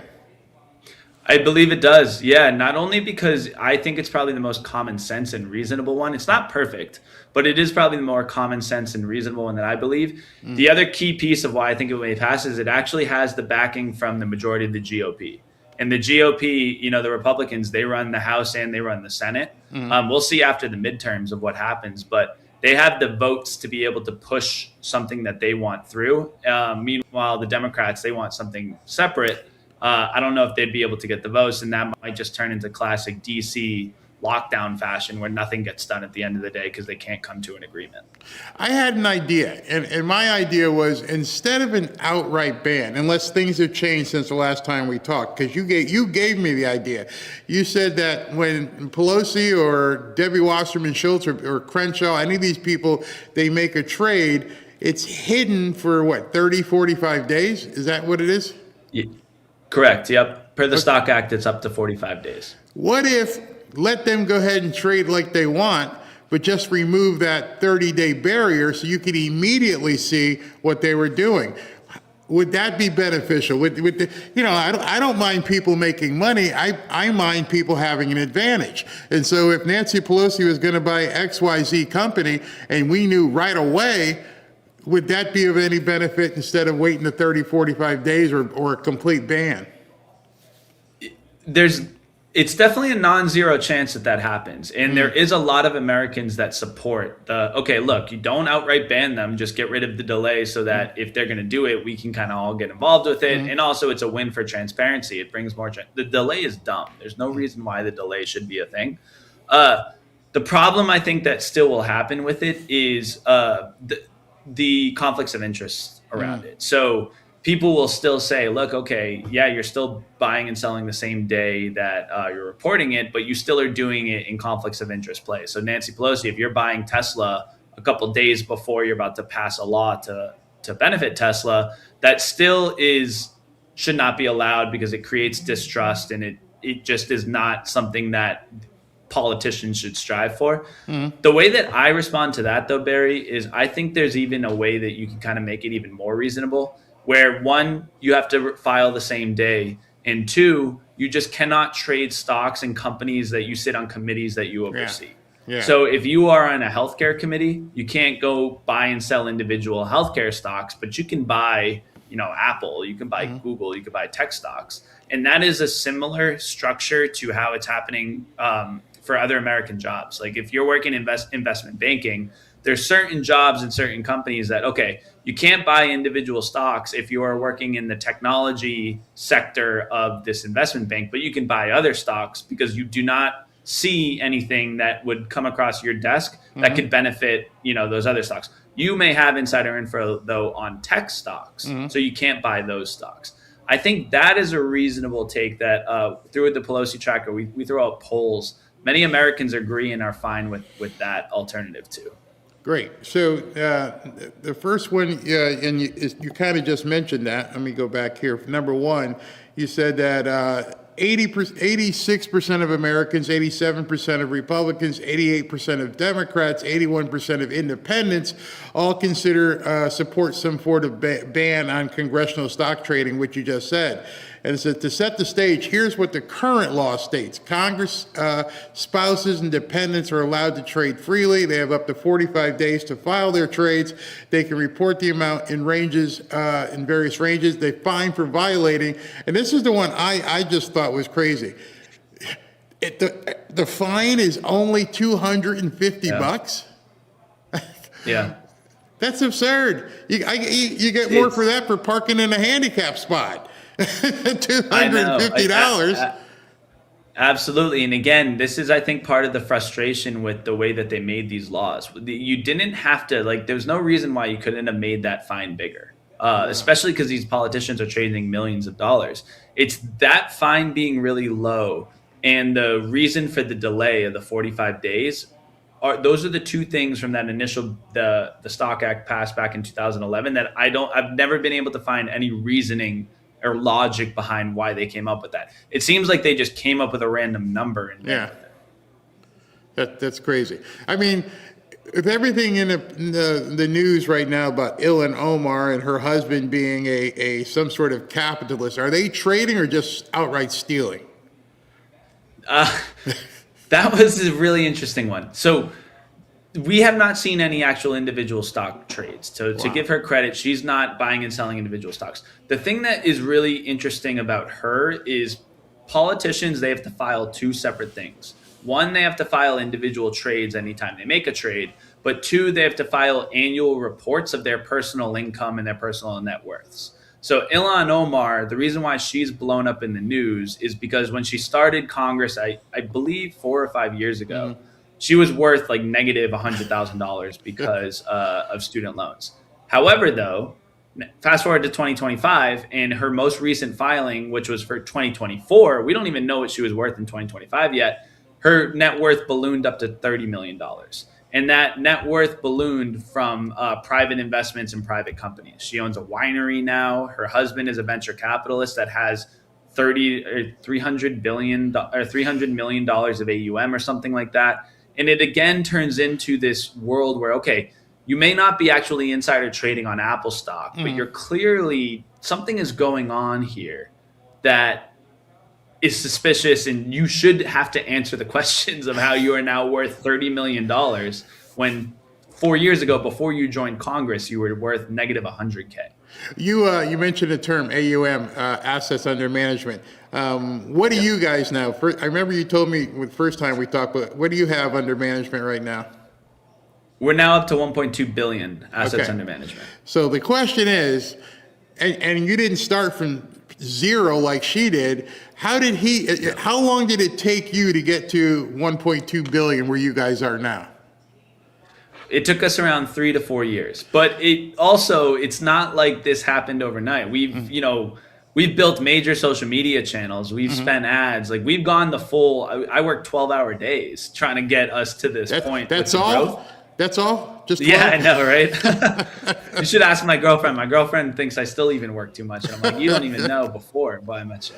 But the thing that you're getting at is true. It's how does he, with relatively no connections, like why are they being able to turn into some of these largest venture capital, the largest registered investment advisors in the world? And the only reasonable answer is people are putting in money into these funds to try and get on the good side of the politicians in the hope of a favor happening down the line. I think that's how these politicians are able to scale their businesses up so fast without prior experience or prior skill set. Like take Kamala Harris, for example. She just bought a house in Malibu for $12 million.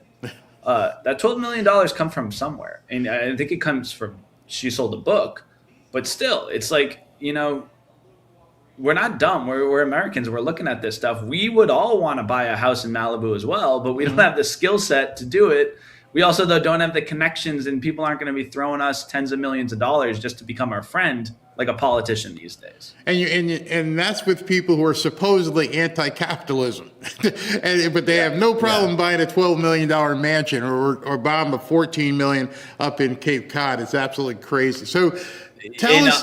Go ahead. The Ilhan Omar one, sorry, just so that people understand, the Ilhan Omar one is actually really interesting because she's like anti-capitalist. Her husband is a venture capitalist, literally in the title, venture capitalist. It's weird. It's insane. So tell everybody how autopilot works, because I've got one of our partners is Lear Capital, and I've shown people how they can buy silver and gold. What exactly is autopilot, and which one would you mention for someone who doesn't have knowledge? Autopilot or Pelosi tracker? Yeah, it's a great question. So when we initially started, let me give you a little bit of context. It was like autopilot was like the only way to copy politician stock trades. That's how it was essentially started. Pelosi tracker was the main account to follow, and there wasn't many other options. Our broader mission, though, from the beginning with autopilot is we want to make your life simpler by finding the world's best investors to pick stocks for you. It just so happens that in our first iteration of that, Nancy Pelosi and her colleagues happened to be the best stock pickers. We, though, believe there are more stock pickers out there, whether on Twitter, whether on Reddit, aspiring fund managers that are just out of college. We think there's a lot of people out there that are passionate and good at picking stocks. We are trying to find those people and allow them to launch their own strategies and their own personal portfolios on autopilot so that the masses, the people like me, the people like you, the people like my dad, my girlfriend, the majority of people out there that don't have the time nor the knowledge nor the passion to try and pick stocks on their own can just go to autopilot and select someone to do it for them. That's, I think, like the bigger, broader kind of idea. And the way that it works on the technical side is very simple too. We don't take custody of any of the assets. So if you have a Charles Schwab account, for example, you just download our app, connect your Charles Schwab account, and then you allocate some money to follow your stock picker. And then any trade your stock picker makes, your portfolio automatically updates. But the money never leaves your account. So if you ever want to cancel it, you don't have to go through this whole painstaking process of trying to transfer money out and this and that. It all stays in the comfort and control of your own Charles Schwab account. And what's the time frame with execution? You open your autopilot and you want to buy XYZ stock, or you want to follow someone else who's doing it. Is there a lag, or as soon as you buy it, you're in? As soon as you buy it, you're in. And on top of that, as soon as your pilot trades, you trade as well. So the only delay that happens on the platform is with the politicians and with the hedge fund managers that we use their 13F filings for. We have right now a guy named Peter Wolf. He's an absolutely brilliant stock picker. He's actually doing better than Nancy Pelosi. He has $100 million trading alongside his personal stock picks. And he goes in and he updates his portfolio maybe once or twice a month. Everyone that is, though, autopiloting that portfolio, whenever he goes in and updates his trade, everyone following him updates their trade that same moment as well. And you have the choice to do that. So if I'm following Joe Blow and Joe Blow says I'm taking a position in Apple, does it automatically do that, or just says, hey, listen, Joe took a position, you have the option to follow him, or you can say, no, I don't want to buy Apple? So it defaults to automatic, but we have a new feature coming out that I think it might already be out there. I would have to check, where it's called manual approvals. So what you would do in that scenario is, Joe Schmo makes a trade, you get a push notification on the app, and you go into the app and you say, okay, here are the new trades, review it and approve it, so that it's not automatic. So we kind of do have both options. And unlike gold, which is $4,700, $4,800 an ounce, silver's up to $93, $94. It's fluctuating. What's the minimum amount? Because both Lear and other metals, precious metal companies have a minimum. You have to buy $5,000, $10,000. Are there minimums with the autopilot? Yes, but it's not much. It's only $500. And for transparency, though, the reason why it is $500 and not $10 or $1 is the fees. The way that you get charged on autopilot, it's really simple. It's just a credit card fee. So it's $100 a year. So a lot of people, what we see is they start at the $500 minimum. They test it out. They get comfortable with the product. They pay the $100 a year with the expectation that they can then add on money after. So that's kind of like how the format and the structure works. And there also, by the way, is a freemium model where you could come in, you could put in $500, and if you don't want to pay until later on, you don't have to do that. The payment comes in if you want to have the automation of the trading. So I jump in, I grab some NVIDIA stock, or not rather, I'm not buying NVIDIA. I'm following Chris Josephs. Chris Josephs bought some NVIDIA, and I'm using your knowledge and saying he knows what he's talking about. He's got $1.3 billion under management. I'm going to go with what Chris is doing. And all of a sudden, NVIDIA goes up 2% or 3% tomorrow. I'm like, yeah, I'm good. I want to cash out. What do I have to do? Two ways you could either do that. You can either go into your personal Schwab account and sell out of your NVIDIA, which you can definitely do. What that will do, though, is that will add NVIDIA to what we have as a blacklist feature, so that you don't have to rebuy it. But the major, so you can lock in profits on your own. And again, that's the beauty of it staying in your own account. You still can touch it, and you can trade it, you can buy it and sell it. But we don't necessarily, quote unquote, recommend it. We kind of say, like, look, if your pilot is still owning NVIDIA, the point is you run with whatever your pilot does. And we do have a lot of our pilots that, if NVIDIA goes up, 50%, because it has happened, we see pilots taking profits. So pilots will sell out of their own, NVIDIA positions, which trickles in, and, then everyone following them also take profits and sell out of their NVIDIA positions.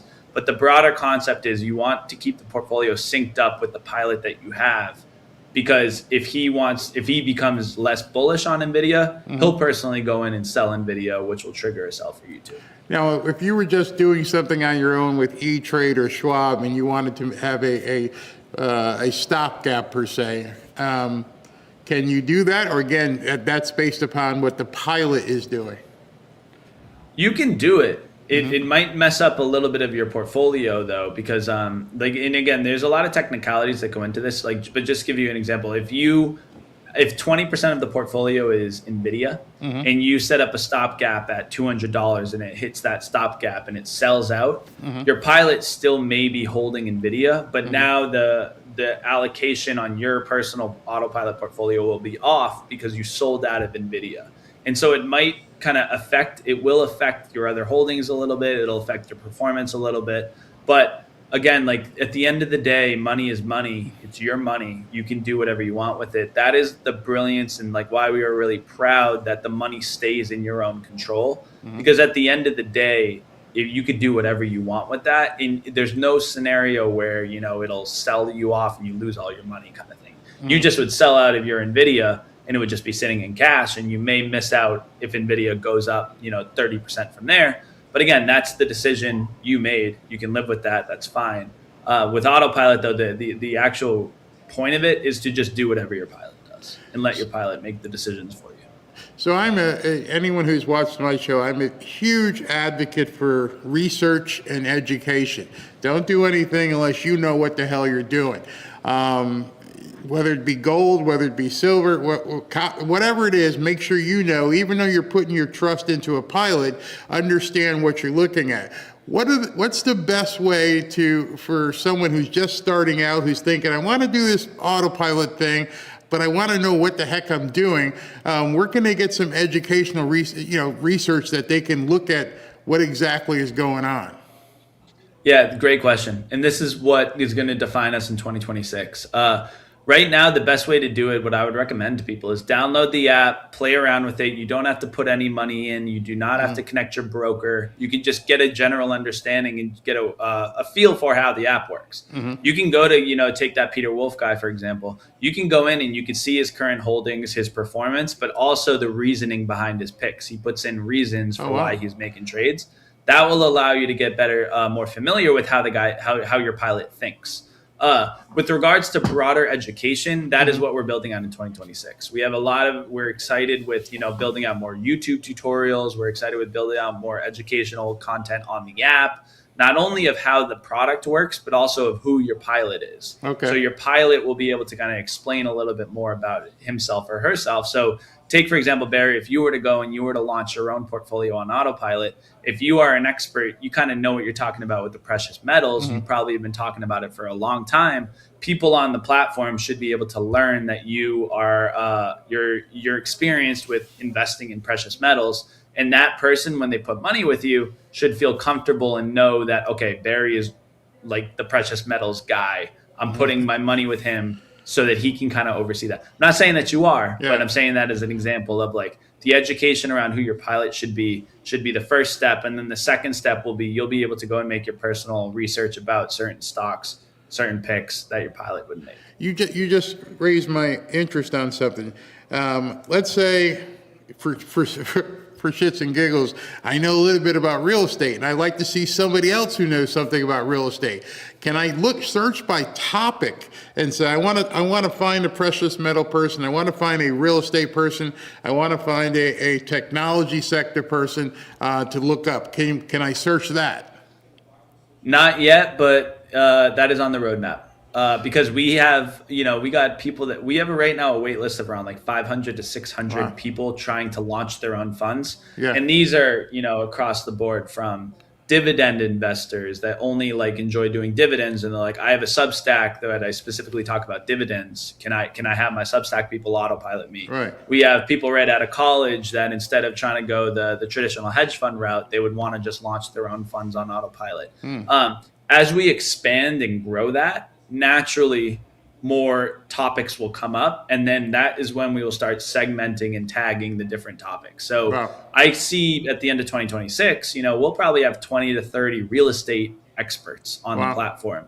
We will allow people to be able to target and be like, look, I want to get some more exposure to real estate stock picks. Let me look up the real estate section of autopilot, and I'll find a pilot that resonates with me, and I'll autopilot that person. One more question, because I don't want to hold you up all day. It's a big question, 2026. Everybody's talking about AI. How much does AI play into autopilot, or in terms of what someone can research on their own? Can you ask Grok or ChatGPT or Gemini or somebody, hey, listen, what's the best stock for me to look at today, and how can I get into it? What's AI doing in your business? Absolutely. It's a great question. So AI is doing a lot with us. Let me answer that in a couple of ways. First things first, we have actually an AI expert. He's a PhD from Wharton. He's a professor of finance down in University of Florida. And he has created his own AI portfolios where he has Grok, ChatGPT, and DeepSeek picking stocks, and he has that up. He does around $100 million trading alongside him, and it just literally is the picks that Grok and DeepSeek are making. So there's one option where if people want to gain exposure and just want to test it out, I'd recommend go check out those portfolios. It's literally AI picking stocks and then you being able to trade alongside them. That's the crazy. other way that we've seen AI kind of like really get interesting is there's a lot of different scenarios with President Trump creating investment opportunities. You know, he's at Davos right now, and yesterday, for example, he went on and he's like, we're going to double and triple down on energy. Like we're gonna do uranium energy. A lot of people we see on social media have asked us like, what stock picks should I buy with uranium, and what stock picks should I buy based on that? We're not recommending them because, you know, there's still, you got to do a lot more research. You can't just go off of Grok, but you can use AI to create a subset or at least a general list of, look, Trump is bullish on uranium energy. What are the top 10 stocks I should start looking into? And Grok and AI will create a list of those 10. It'll give a sentence or two of the reasoning behind, and that allows you to, you know, focus into 10 that you then can go and decide on what 2 or 3 do you want to buy. Wow. And that kind of goes beyond just, you know, it's cool because you can have that scenario for, you know, if Trump were to invade Greenland, if the Greenland deal were to be signed, what stocks would benefit from Greenland? You know, and like it fills in, tells you about all these critical minerals stuff. Wow. That I think is a cool way to use AI that we've seen be very popular on social media. Are you working with a prompt engineer, or are you guys just doing your own prompts to try and figure out things? Those AI portfolios with $100 million, that's a prompt engineer. That is a guy, his name is Dr. Lopez. He literally wrote a book on how to use AI to pick stocks. Wow. He's on a different level. For the other stuff, it's all just very granular, third grade level prompting into ChatGPT to come up with those lists. And then people then do much deeper research, much deeper analysis into those stocks on those lists after they get the initial 10. What about crypto? Nothing on crypto yet. We're working on it. We're thinking about it. The hard part about crypto is we've seen and we've chatted with a lot of users and on social media that the majority of people just are buying Bitcoin. There aren't as many options as it's like gold. Like, you know, at the end of the day, everyone's like, well, what precious mineral should I buy? Like, I bet you the answer usually is like, you're probably just good with gold and silver for the most part, you know, maybe coppers here and there. In crypto, we see the same thing. It's really hard to convince people to look into crypto more than just Bitcoin and Ethereum. Yeah. So, Chris, you'll get people following you. Is there any other way if people have questions that they can get a hold of you? Yeah, tag us on Twitter. So you can follow me. My name right there, Chris J. Josephs. That's my Twitter account. That's my Instagram account. I read all the DMs. I answer them all. And then the other way you could do that is you can tag and you can DM us and you can comment on our posts on the Join Autopilot pages. Those 2 pages will allow you to learn a lot more about the broader concept of autopilot, where we also answer political questions as well, because the Pelosi tracker and all that stuff is still the most popular thing just because of how well they do. So we're very active on social. I have a whole team under me and we read everything. Now, which you got a couple profiles. You have your personal, you have autopilot, and you have Pelosi tracker. Just follow all 3 for information? Yeah, probably. Okay. But if you want, because I run them, and I have a team under me now, so it's not just me. To be fair, we have a killer team.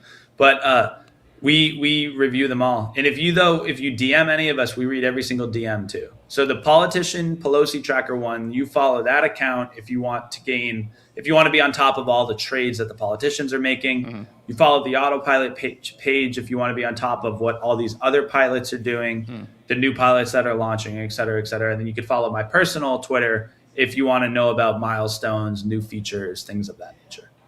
Well, I thank you I hope people got some value here, because they keep asking me, and I'm like, I have real estate and I have the precious metals. That's me right now. And full disclosure, my daughter, she jumped into with what you guys are doing on autopilot. So, and I don't think she had any prior stock trading experience. That's my goal. I go to bed at night and I say, look, at the end of the day, when I think about what we can do with autopilot, I think autopilot can get every single person in the world involved in the stock market. And I think the reason being is if you can expand the pilots, you can get optionality and get distribution everywhere. And the products can be so simple that it's like, look, you don't know where to start with investing. Just come into the platform, find a pilot, put $500 behind someone. Don't even pay for the product. Yeah. Just at least get experience of what it's like to have your money move. Yeah. I think it is so important that more and more people get involved in the stock market, especially now with inflation is killing you.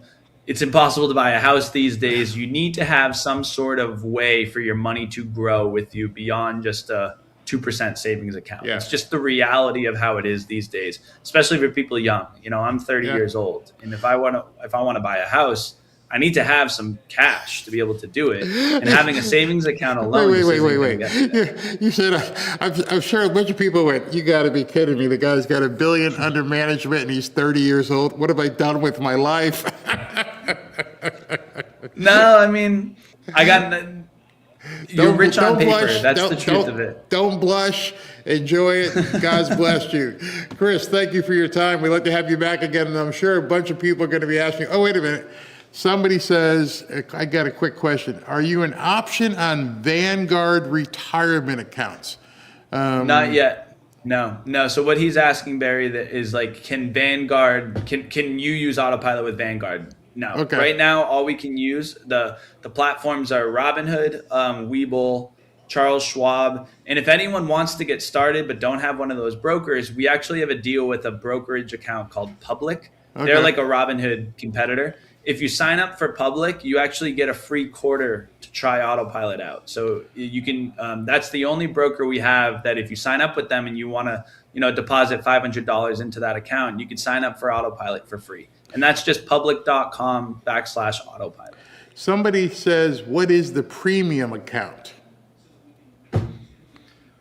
The premium account? Yeah. I think they may be referring to, they might be referring to we have a freemium, which is you can come in and you can trade alongside someone's stock picks, but you only get the first set of trades.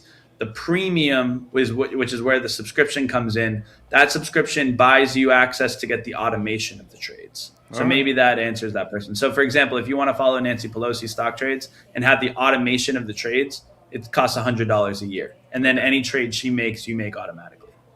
Well, Chris, thank you very much. I'm sure some people will be hitting you up because they always have. I can't see all the questions at one time, so I'm pretty sure there's going to be some in here that they're going to want to hit you up. So hit me on Twitter. I'll go right from here to Twitter. I'm on Twitter too much anyway. Thank you. I know we all are. Thank you very much for your time today, Chris. Thank you. Have a good one, guys. All right, Bye. Bye-bye. All right, everybody. I'm going to go to the break real quick, and then I'm going to pull up the J.D. Vance speech that he just made, and you'll see it in its entirety.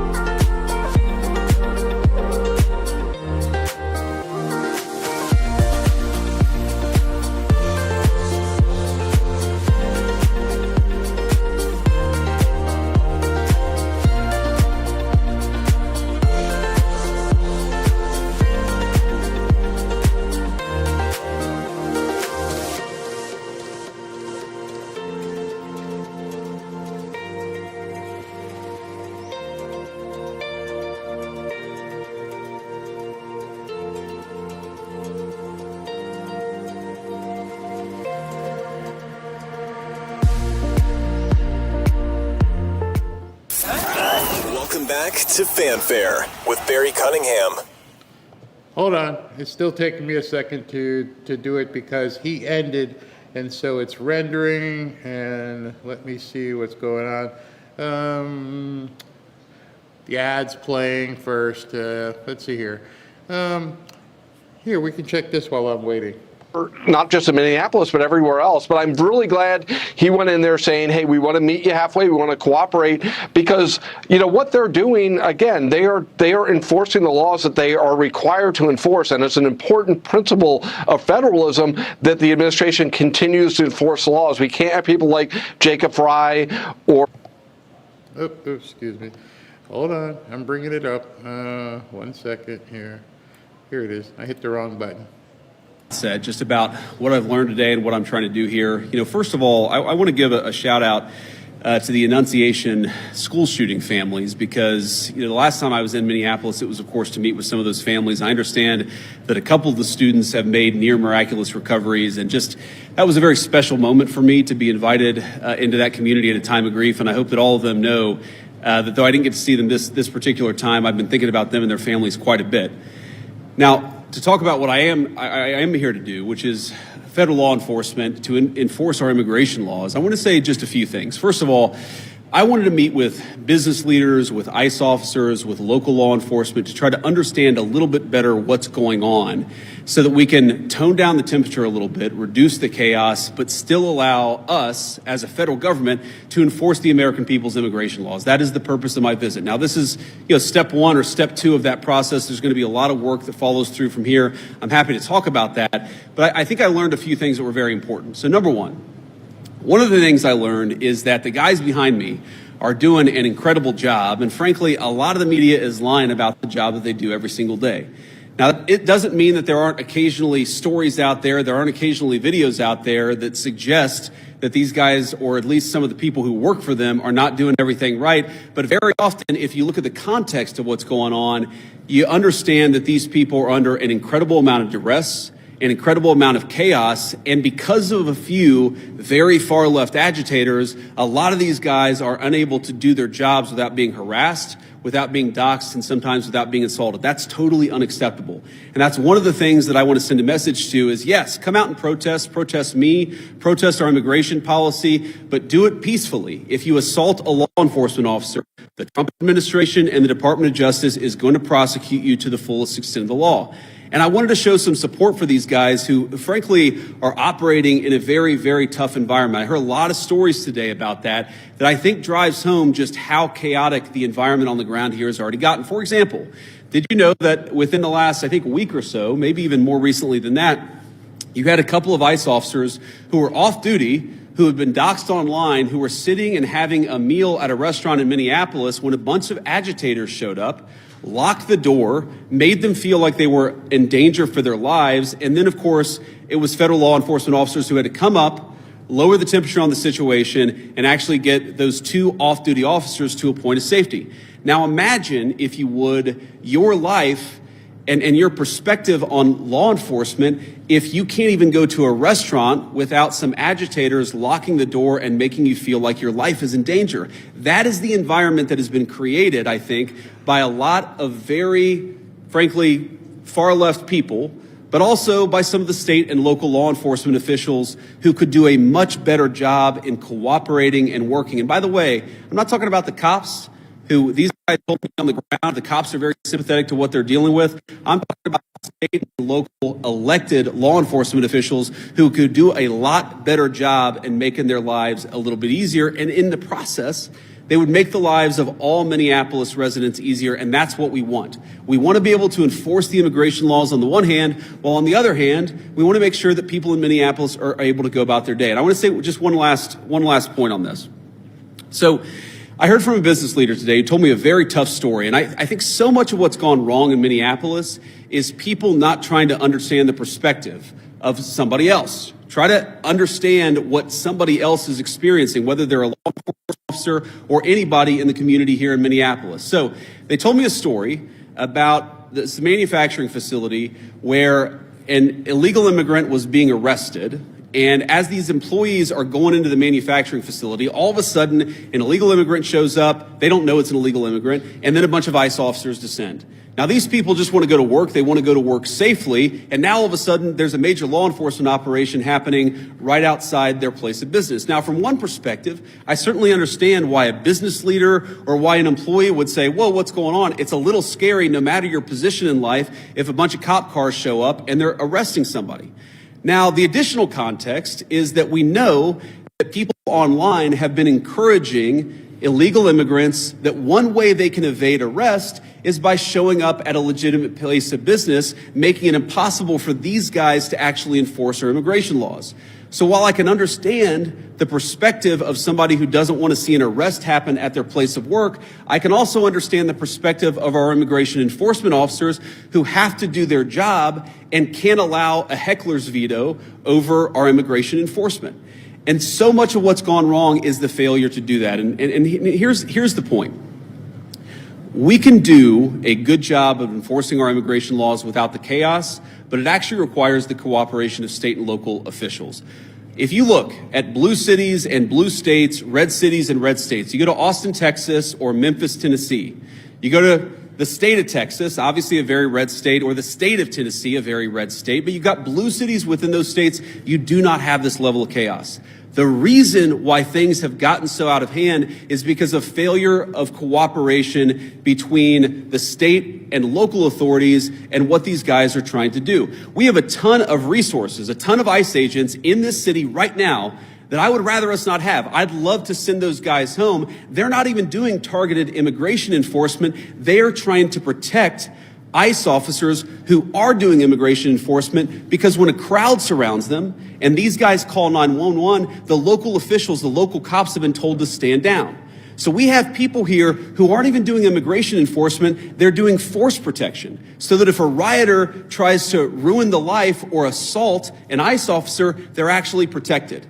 Now, why doesn't it make more sense for the local cops to get involved in that situation? Why not just have the mayor or the local officials tell the police officers, you know what, if an ICE officer is being assaulted by a far-left agitator, you are invited, you should actually help them. That's what would work out in any normal situation, and that's what happens in nearly every jurisdiction, red or blue, in the United States of America. The reason it hasn't happened here is because the local authorities have been told, stand down, do not help ICE, promote violence, promote the agitation, but don't do anything to lower the temperature and lower the chaos. That's a problem. Here's another example of how the lack of cooperation between state and local officials makes it harder for us to do our job and turns up the temperature. Let's say, for example, we have a criminal migrant who is a sex offender. And let's say that we've got to go and arrest that person who, Democrat or Republican, wants a sex offender living in their community. I would assume, I would hope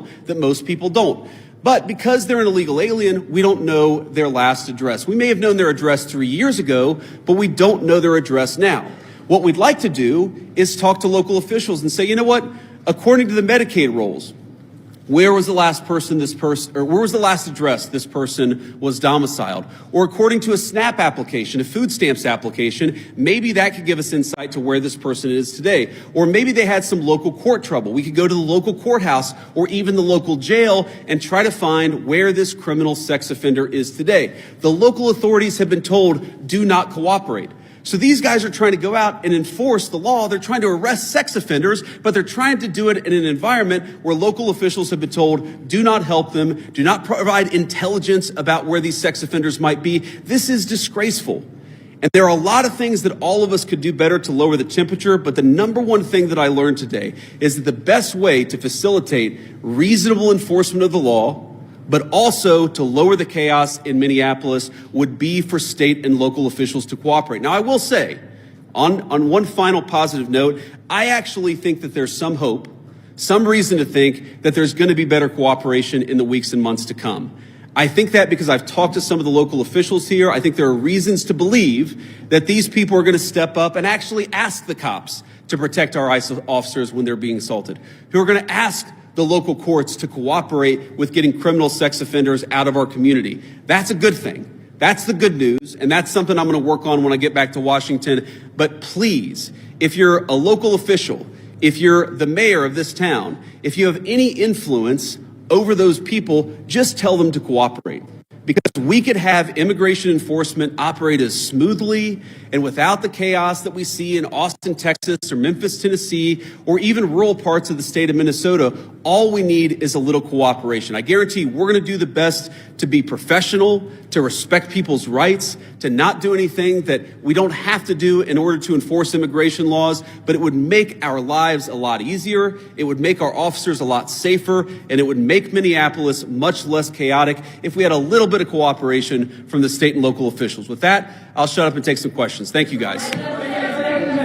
A local school district here is alleging ICE agents detained a 5-year-old after preschool on Tuesday. We've also seen multiple American citizens detained by ICE or harassed by ICE in the last 6 weeks. Are you proud of how your administration is conducting this immigration crackdown here in Minnesota right now? Well, I'm proud of the fact that we're standing behind law enforcement, and I'm proud of the fact that we're enforcing the country's laws. But, you asked a question about this 5-year-old kid. I actually saw this terrible story while I was coming to Minneapolis. We had just left Toledo, Ohio this morning for an economic messaging event. And I see this story, and I'm a father of a 5-year-old, actually, a 5-year-old little boy. And I think to myself, oh, my God, this is terrible. How did we arrest a 5-year-old? Well, I do a little bit more follow-up research. And what I find is that the 5-year-old was not arrested, that his dad was an illegal alien. And then when they went to arrest his illegal alien father, the father ran. So the story is that ICE detained a 5-year-old. Well, what are they supposed to do? Are they supposed to let a 5-year-old child freeze to death? Are they not supposed to arrest an illegal alien in the United States of America? If the argument is that you can't arrest people who have violated our laws because they have children, then every single parent is going to be completely given immunity from ever being the subject of law enforcement. That doesn't make any sense. No one thinks that makes any sense. Now, there are so many of these cases like that where if you just understand the context, there have been a number of situations that I've looked into personally where I say, wait a second. We don't want ICE arresting American citizens. They're supposed to be enforcing the immigration laws against illegal aliens. So then I look into it and I find out that the American citizen who was arrested took a swing at an ICE officer. You can't have that happen. And of course they have to defend themselves. And of course they have the right to detain somebody who assaults a law enforcement officer. Now, this is my point. Do we want these things to happen? Do we want these arrests to be so chaotic? No, we don't. These guys want it least of all. But if we had a little cooperation from local and from local and state officials, I think the chaos would go way down in this community. President! Go ahead. After the Renee Good shooting, sir, the administration seemed to... Yeah, well, you can go next. Oh, no, I'm sorry. I thought Yeah. you pointed it No, out. that's fine. I'll take both. After the Renee Good shooting, sir, the administration seemed to suggest that ICE officers enjoyed near complete immunity. But today you told the Washington Examiner that when appropriate, the administration might take disciplinary actions against ICE agents. So is that a change of opinion? And if so, why the change in tone? No, I didn't say, and I don't think any other official within the Trump administration said that officers who engaged in wrongdoing would enjoy immunity. That's absurd. What I did say is that when federal law enforcement officers violate the law, that is typically something that federal officials would look into. We don't want these guys to have kangaroo courts. We want them to actually have real due process, real investigation, because again, sometimes they're accused of wrongdoing, and it turns out when you learn the context, they didn't actually do anything wrong. But of course, we're going to investigate these things. Of course, we're investigating the Renee Good shooting, but we're investigating them in a way that respects people's rights and that ensures that if somebody did something wrong, yes, they're going to face disciplinary action, but we're not going to judge them in the court of public opinion. I've spoken at length on this particular case. I think that Renee Good's death is a tragedy. I also think that she rammed an ICE officer with her car. So the tragedy here is multi-layered. The tragedy is there was a misunderstanding. The tragedy is that Renee Good lost her life. The tragedy is that you have ICE officers who are going into communities where they're worried that if they call 911, no one's going to come to help them. That is what produces this terrible situation, and it's something state and local officials here in Minnesota could solve. Yes, sir. Could you give us a message towards March for Life tomorrow, especially regarding this cooperation and family values? It's a shame the kids have to get caught up in all this, and towards that. Sir. Well, it is a shame that kids have to get caught up in this. I am speaking at March for Life tomorrow. I'm pro-life, and I'm very excited to speak there. I want to talk about local law enforcement, but, I am, as a child, I saw people in my family get arrested. It's terrible. It's heartbreaking. It's chaotic. It's traumatic for the kids. I can recognize that, and I can recognize that we got to support these kids, while on the other hand saying that just because you're a parent doesn't mean that you get complete immunity from law enforcement. And I think we have to hold both of those thoughts in our head at the same time. We've got to be sympathetic to the kids who are caught up in some of these enforcement actions. We've also got to say we have to enforce the law without bias, with fairness, but we've got to enforce the law. Mr. Vice President. There was a clash in St. Cloud roughly a week ago, and their mayor said they haven't heard about ICE being in the city. And how does ICE kind of proactively work with these local agencies? What are those policies, and what's your response to that allegation? You said there was an altercation in St. Cloud. Yeah. After the incident, the mayor said that ICE did not communicate with them that they were in the city for a major operation. The police chief did not know about the operation at the time. Could you talk a little bit about proactive communication with local law enforcement? Yeah, it's one of the takeaways. I've talked with these guys before we came on the stage, but during our roundtable and some of the other conversations we've had, communication, we absolutely want to ensure there's good communication between federal officials and state and local officials, and I'm sure that we can do better on that. We absolutely want to make sure that we are communicating, but that also requires a two-way street, and that's the point that I make about state and local officials. These guys will absolutely communicate with state and local officials. They'll tell people if they have to do an enforcement operation in a particular municipality, but part of that is they also want to ensure that if they're communicating about their whereabouts, that's not being used as a weapon against them. Sometimes they tell people where they're going, and then they find out that their agents' faces are on on Reddit or on some social media thread saying, here's this guy, we know he's going to be at this place at this exact time.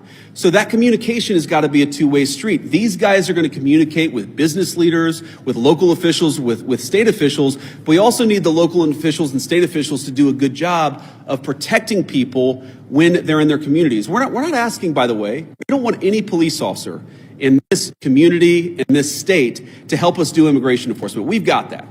But if a protester shows up and that protester turns violent against our immigration officers, we really, really need the cooperation of our local partners. We haven't gotten it yet, but I think if we do, we really can lower the temperature. Earlier this week, my colleague at the Washington Post reported today that an ICE memo allows agents to enter people's houses without a judge's warrant. What do you say to people who are concerned about this violating the Constitution, and how much is this tactic being used? Yeah, so I saw that story, and the story is like so much that I read in the mainstream media. It's missing a whole lot of context, and when you appreciate the context, it makes sense. No one is saying, look, there are exceptions. For example, a crazy exception, if somebody is fired at from inside a house, they don't need a warrant to go inside that person's house. There are very narrow exceptions to the warrant requirement where law enforcement officers don't need a warrant if, for example, they're an imminent threat of their lives. But what we've said and what ICE has proposed, what the Department of Homeland Security really has proposed in the Department of Justice, is that we can get administrative warrants to enforce administrative immigration law.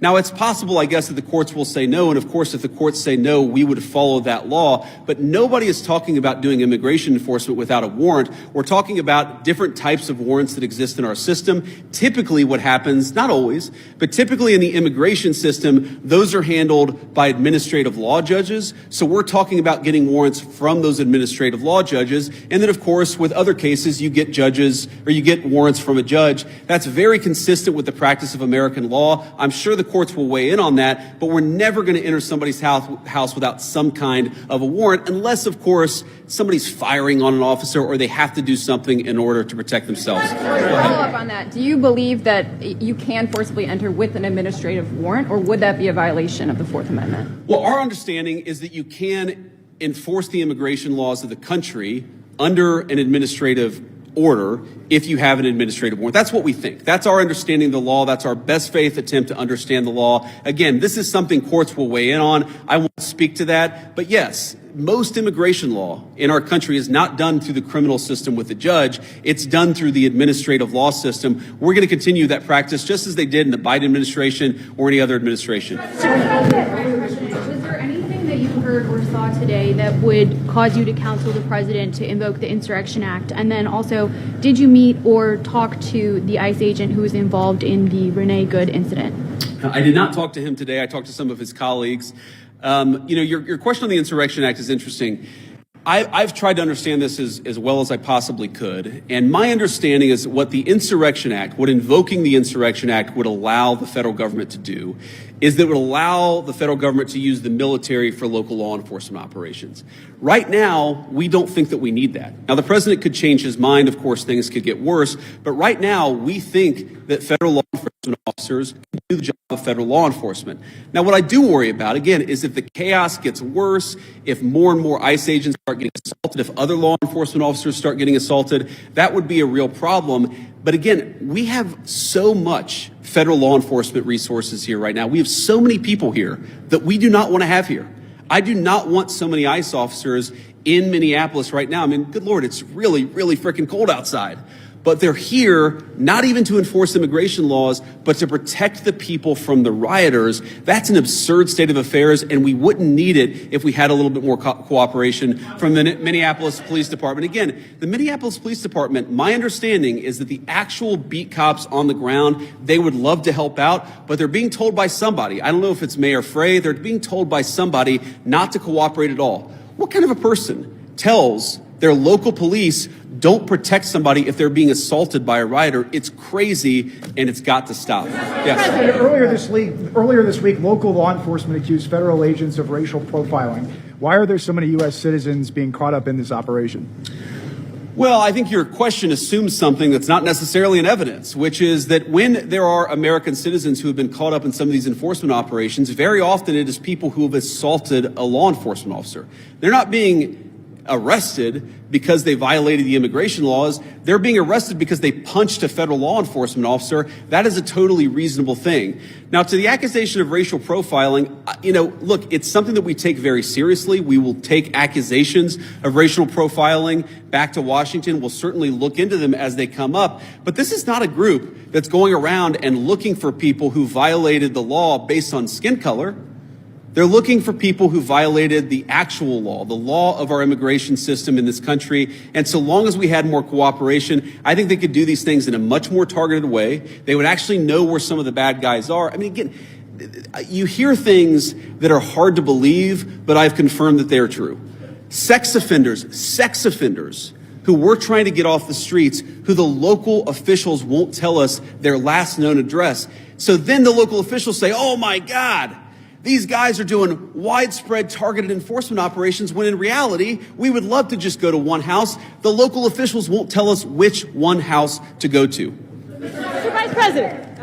Vice President, to that question, the local police chiefs have said their own off-duty officers, so police officers, are being targeted because they are a person of color and asked to show their papers. Is that a concern of the administration and the Department of Homeland Security if local law enforcement says their own officers are being targeted, and they described it as, quote, civil rights violations in our streets? So I saw one story about this and one local police officer who said this. And look, certainly is it a concern? Absolutely. The first thing we have to figure out is whether it happened or not. And then if it happened, whether there is a good explanation or a bad explanation. And of course, if somebody violated the law, if somebody racially profiled, if somebody violated the rights of one of our fellow citizens, that is something we will take very seriously. What I also would say is that many of the most viral stories of the past couple of weeks have turned out to be, at best, partially true. So we want to try people based on reality, based on the truth, based on context. We're not going to prejudge people just because of viral social media story that turned out to be half false. Mr. Vice President, a quick question about the roundtable you just had. I presume that happened. Did you invite anybody with an opposing point of view to get an idea of why people are upset here? And just as a quick follow-up, have you reached out to Governor Walz at all in an attempt to turn down the temperature? So I haven't talked to Governor Walz on this particular trip. A number of members of our administration, I believe our chief of staff, spoke to the governor and has been in constant contact with his staff over the past week. We've been in my office in constant contact with people here on the ground in Minneapolis. There were certainly people at our roundtable with opposing views. And look, I don't even know, whether it's public, but yes, we met with people with opposing views here at the roundtable. I wanted to get a perspective from everybody, but also, of course, offer my opinion that with a little bit more cooperation, we could lower the chaos. We're going to keep on doing that. If Governor Walz wants to call me, we'll absolutely continue talking. I will say that my sense of this situation, having talked to these guys for a long time, is this is primarily a law enforcement issue. This is the Attorney General. This is the local mayor. This is all of the organs of local and state law enforcement. That's who we focus on, but we've certainly been in communication with the governor and his office as well. Vice President. Yeah. Local law enforcement obviously hasn't been really helping out with the agents who've been assaulted repeatedly. What's the plan if nothing changes there here locally and this operation has attracted thousands of agents? Are there any plans to go to any other cities from here? Well, right now we're focused on Minneapolis because that's where we have the highest concentration of people who have violated our immigration laws, and that's also, frankly, where we see the most assault of our law enforcement officers.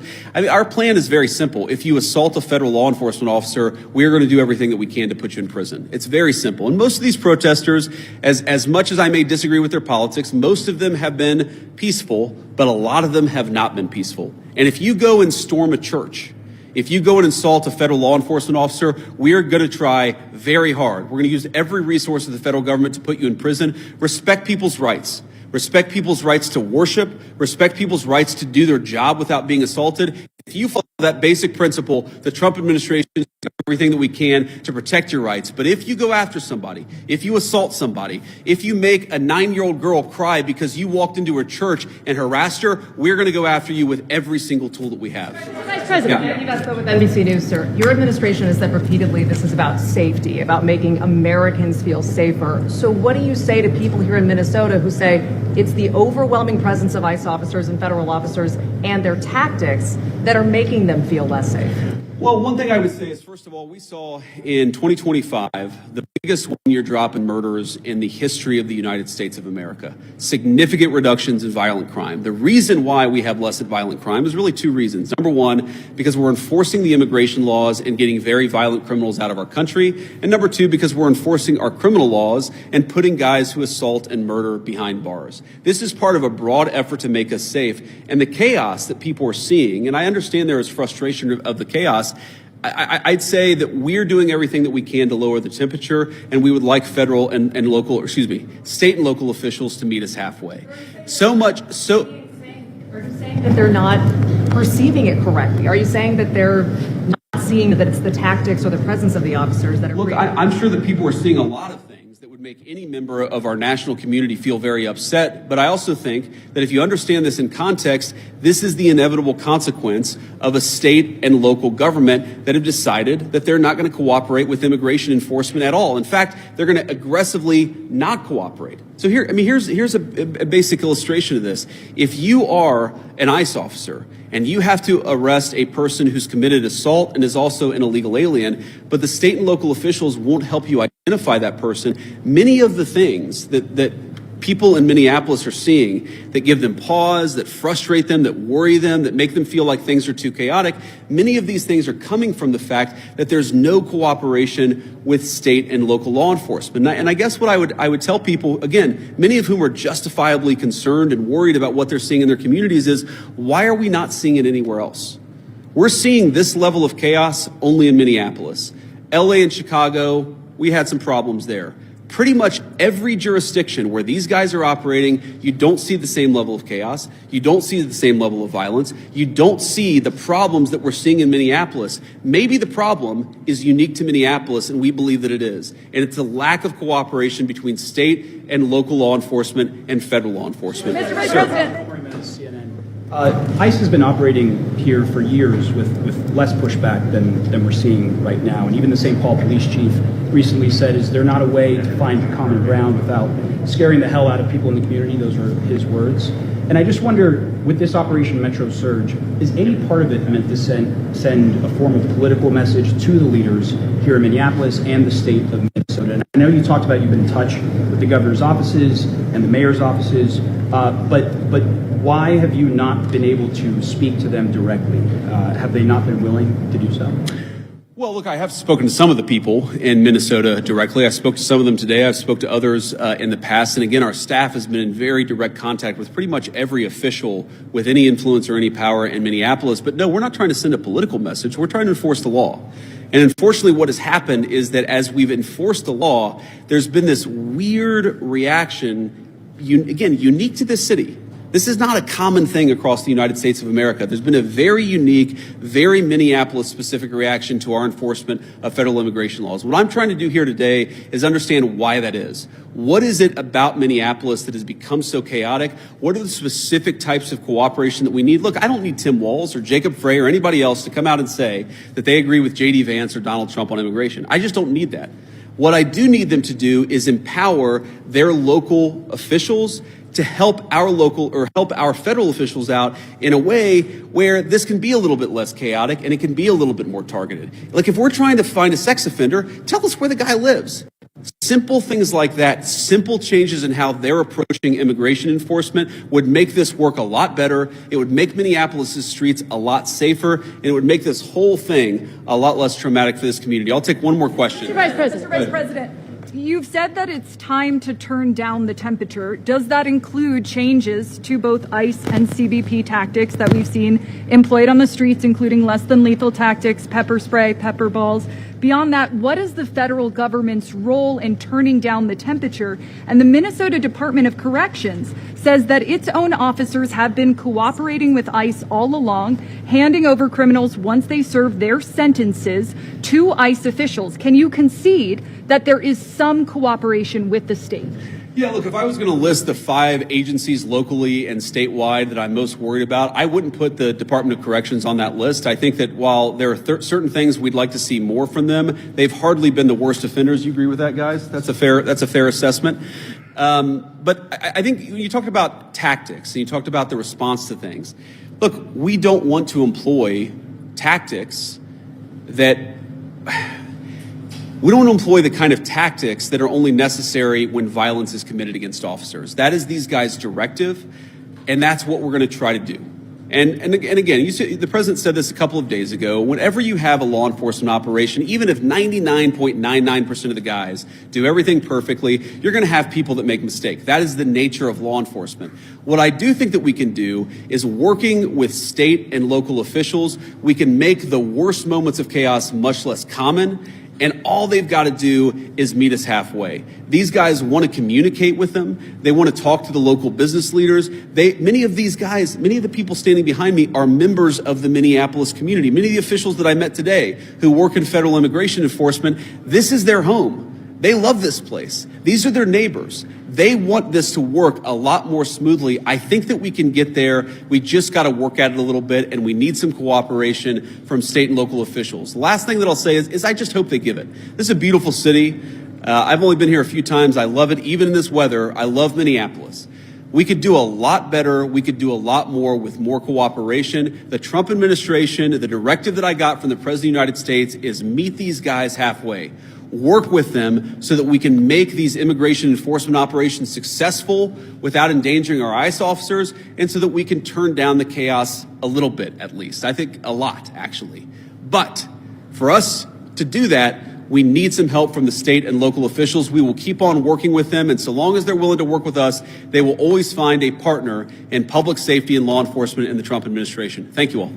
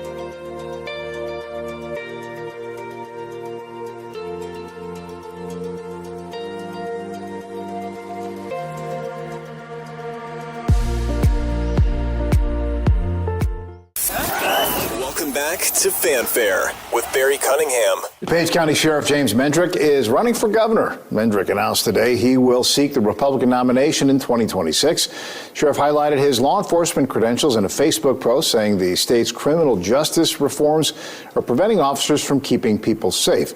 Mendrick has been DuPage County Sheriff since 2018. He became the subject of controversy in 2023 when he and a handful of other sheriffs said they would not enforce the state's assault rifle ban. Mendrick is the first candidate to announce for 2026. Governor Pritzker has not said if he will seek a third term. Everybody, I've got a great interview for you today. I've got a sheriff out in Illinois, back where everything's happening with J.B. Pritzker. His name is Sheriff James Mendrick. He's also running for governor. He's a 30-plus year veteran of law enforcement. And with everything that's going on right now, we're going to have to dig in and find out what the heck is going on with police across the country. Sheriff Mendrick, thank you for joining me. Thank you for having me on. I appreciate it. So before I get into your governor campaign, tell me where DuPage County is and the relation to where it is near the hotbed of Chicago. Right next door. So, yeah, we're DuPage County. We're right next door to Cook County. We're the second biggest county in the state. So we have just under 1 million people. I have the second largest correctional facility. And a good amount of my customers come from the Cook County side. I like how you said that, customers. you move in a different kind of product, but that just cracked me up when you said that. So I guess in 30 years of law enforcement, you've pretty much seen it all. Have you seen anything like what we're seeing today? I mean, there's stuff in Minneapolis, and it seems now that New Jersey and their new governor, Virginia new governor, what the heck is going on? Have law enforcement lost their minds? So I've never seen anything like this in my life. So this really is all transition, probably over the last 7 or 8 years. Believe me, it takes a lot to get a sheriff to actually run for governor. This is not something I would have normally done. But, you know, when I'm talking to my family where I don't even feel it's safe for them to go out, and certainly not into the city that's 30 minutes from my home, we were talking about moving to Alabama. And then I'm like, you know, why do we have to move? Because everything is so horrible. Excuse me. So we figured, we chose as a family. I don't do anything without my wife. Trust me, I have to ask permission to do these things. But you know, we determined that, you know, it was basically a fight or flight, you know, and we determined that we're going to fight because we were this close to fleeing and just saying, let's scrap Illinois. But, you know, they over complexify things. If we would just start following the laws and not get into this radicalization, things would be a lot different. I mean, there's two major things that have changed Illinois for the worse, and it's the sanctuary state and the Safety Act. And I try to explain to people because, and this will fit into your precursor about what's going on all over the nation. You know, here's what people need to understand about sanctuary states. They are the cause of all this strife, whether you realize it or not. You got to understand, I run a major metropolitan police agency. I have an $80 million budget. I've got 504 employees. I have 300 contractors. So I supervise over 800 people. I'm in charge of a final decision on all contracts, arbitrated awards. We work on a lot of legislation. So, you know, we're a pretty big business government-wise. And hey, I got to say, the one difference between me and Chicago, I've run an $80 million budget for 12 years, and I've never been $1 over my appropriation. So I just want to say that we stay within our budget. But now with the sanctuary state, the issue that we really have is that that is the causation. The way ICE, their model works, they have basically a target list. They have people who are here that they know of that are here illegally, and then they have crimes attached to them, and they're seeking those people first. So they have to do what we call a proactive operation because the sanctuary states say you have no access to the jails. Really bizarre foreign concept for us. We have to ignore one of our federal components, ICE. It's really odd to say, let's put a barrier up in between your local police and your federal components. We've never seen that before, but that's what Baby Pritzker demands of us. So with that being said, ICE cannot have access to our jails. So they have to create these teams. And trust me, you have to have a pretty big team to go in Chicago because you're going to have people doxing you, attacking you. You're going to have your politicians running it all and riling everybody up. So now, for one operation, you're going to have to put 20 or 30 agents in action just to extract, 4 people.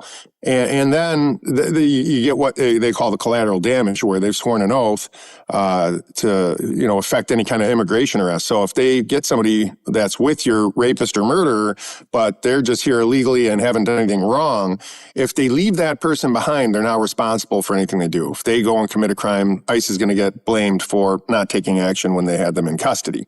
So it forces all this action. Now, if you didn't have the sanctuary state, this is what happened before they put this into place. You'd come in, we'd only get the illegal aliens that had committed an ancillary crime, something that you and I would get arrested for also.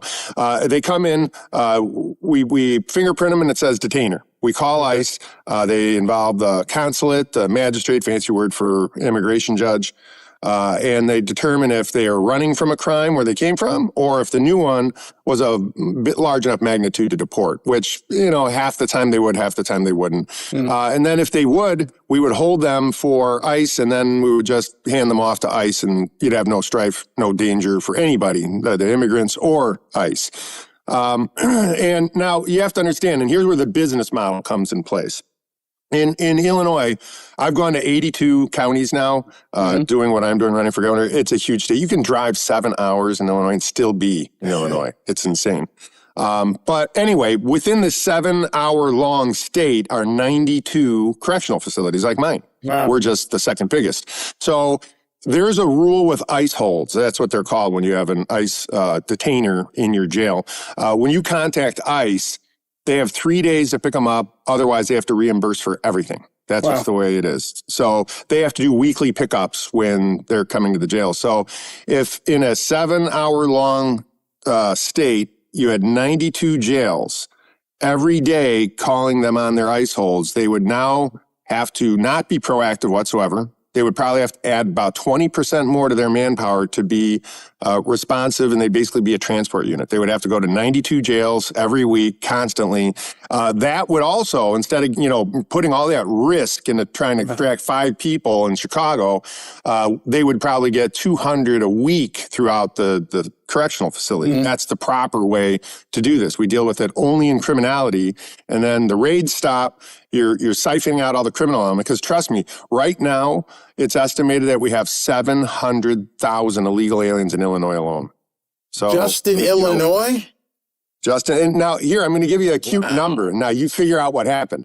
So the last census we had in 2018, we had lost 800,000 residents, right? And now we have 700,000 illegal citizens. So I should say illegal aliens, not citizens.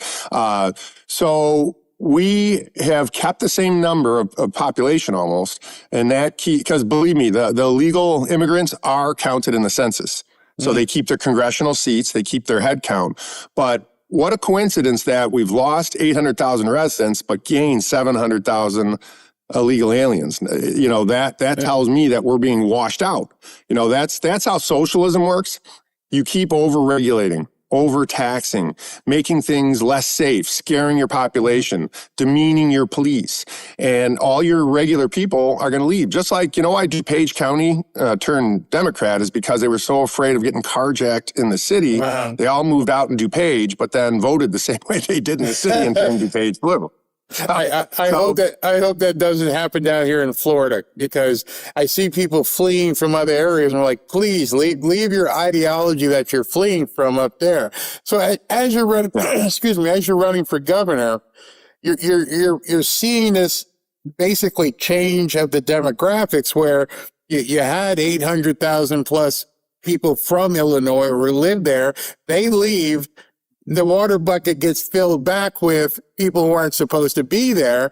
And is that how some of these blue states are keeping Democrats in power. They're just refilling the bucket with people who aren't supposed to be here and then getting them to the polls. You nailed it. That's exactly what they're doing. I love that term. I'm going to borrow that from you next time. Refilling the bucket. Yeah, that's exactly it. That's a great analogy. It makes it very understandable. Yes. So they're taking a population that would normally be resistant to the ideologies of J.B. Pritzker or Brandon Johnson, and then they're replacing with people who are dependent. They're getting, a link card. They're getting, hotels. They just put out a bill that's going to cost $2 billion to pay for all their college, all the illegal aliens' college. And get this. This is the Chicago way, right? J.B. Pritzker passes a really bloated budget this time, $55 billion. It's more than we've ever seen a budget for Chicago. But that's not good enough. A month and a half after he sets a July 1 budget, then the next month he says, okay, we're going to spend $2 billion unfunded mandate to deliver college to the illegal immigrants. We're going to now put abortion pills in all the schools, and we're going to do mandatory mental health screening of your children in all the schools, which will eventually put them all into Big Pharma's hands. But that's a different topic. The bottom line is those are three initiatives that are unfunded mandates and add about $3.5 billion to a budget that was just passed. How do you pass a budget in July and then say, in August, September, I'm going to add another $3.5 billion? Don't worry about it. That would be like me telling my county board, our budget's December 1. And then in January say, hey, I'm going to add 40 more cops to my roster. You got that covered at the end of the year, right? But he does it. They're unfunded mandates. They're executive orders or Senate bills or House bills. That's how they get these things through. And there's no vessels to pay for any of this. It never goes in front of a board. It never gets seen or reviewed by anybody. These are, billion-dollar additions to an already existing budget. So with all that happening, one of the questions, like I've had Danny from Chicago Flip Thread on a couple times. One of the things I keep asking with what we see happening in Minnesota, what are the good people doing? Because you would think the more people who know about this replacement that they're doing, that the good people of the city, of the area, would be as vocalized as the people who are protesting, because they're, as you said, they're just leaving. They're not even choosing to fight. Yeah, it's a dynamic that I never thought I would see, but what it is, to sum it up in one word, fear. They've created a climate of fear of being called racist, fear of being, doxxed, fear of groupthink and mob mentality. We're seeing a lot of that in the city and in Minnesota and these places where, it's really funny when you see these people get interviewed. Why are you here? Not really sure. It's like, what? Yeah. So we have another dynamic that we're seeing heavy on the internet, and that's paid protesting. Yeah. So a lot of people since COVID don't want to come back to work. They want this work from home thing, and they're very attracted to, hey, if I can get paid, $500 a day to hold a megaphone and, call the cops pigs, hey, that's great. That's the job that they want. But we are seeing a lot of this, and there's a lot of, what I anecdotally call Soros money out there, but there's more than just him. J.B. Pritzker, he does the same thing. So they're fueling. When you have a Brandon Johnson, a mayor, who says that the cops are sickness to be eradicated, and then J.B. Pritzker calling us bootlickers and thugs. And, it's really cute that both of them say that, and then I get pictures from security details that are like, 50 people around the guy protecting them while they're saying that. And it's like, how do you think those guys and girls feel when you're calling them, a sickness to be eradicated, but you're surrounded by security and that's the sickness around you? What a joke. It's demoralizing for the police. And that, because of stuff like that, I've been 44 head count down for like 4 years. I'm just starting to recover some of my head count now. I was going to ask you that, the morale of constantly turning on a television and your own governor saying different things, Brandon Johnson saying things. Yeah, you got to show up to work to protect not them, but even to protect the protesters. You actually have to go out there and make sure nobody wants to take a shot at them. What kind of morale do the rank and file men and women have that are put in that situation? Yeah, I'll be honest with you. We're really different in DuPage, and I don't know how we've maintained this. We call it the bubble around DuPage County. So we're a half hour from Chicago. Again, we're the second biggest county in the state, and we deal with all this overspill. Here's a crazy statistic I'm going to give you, and I'll get FOIA'd again tomorrow, but that's fine. I've been FOIA'd on this 50 times. Since I've been elected over 7 years. We're the trainers of de-escalation and mental health training and all that kind of stuff. I haven't had, now mind you, I have the second biggest police force too. Since I've been elected, we have not had one use of force complaint from one citizen against one deputy since I've been elected. Wow. Over 7 years. I mean, so we get along with our public really, really well out here. I mean, we change our traffic unit into a community resource unit that does food distribution. I do a rehabilitation services. We're the number one in the nation on rehabilitation. And here's where the Safety Act really hurt us. So I have the second biggest correctional facility in Illinois. 80% of the people who come in are high on substance. And I mean, they're all jacked up, whether it's heroin, fentanyl is just so huge right now, alcohol, all these things commingled. And half of them are self-medicating because they have mental health issues. Yeah. Believe me, running around in Chicago shooting each other for 15 years will give you PTSD-like symptoms. So we get these people they're in really bad shape. So we do full detoxification, drug recovery, medicated assistant treatment, Suboxone, methadone. I have one-on-one psychiatric service because you need 30 days of proper detoxification to properly diagnose a mental health issue. So once we get your mental health issues and your detoxification in check, then I have this thing called Just of DuPage. It's 200 counselors, educators, and teachers that teach and train 80 courses per week. And we don't depend on kids from Harvard to make a study to tell us how to run a jail. Right. We gain our own statistics and interview everybody and find out the causations why they're here. And believe me, the number 1 and 2 reasons for crime is being sodomized around the age of 6 years old and then being introduced to drugs around 10 or 11. Those are your number 1 and 2 issues for criminality. So our 200 courses backwards engineer that and work with anger management, criminal thinking, the proper detectors that would deal with those particular symptoms. And then after that, we do gang tattoo removal, and then we have job training. So I let College of DuPage build a college within my jail. So I don't have to pay for any of it. The college puts basically a college in my jail. We do drywalling, tiling. We've done welding. Now we're doing virtual reality welding, sanitation, small engine repair, indoor hydroponics, outdoor horticulture. We can create farmers, truck drivers. We're about to open a barber shop. And then all of these classes have brought our recidivism rates down from 75 to 15% and all those opioid numbers down from 90 to 20%. Can you take a second? Because I'm sure a lot of people who are watching are not going to understand what recidivism is. Can you explain that?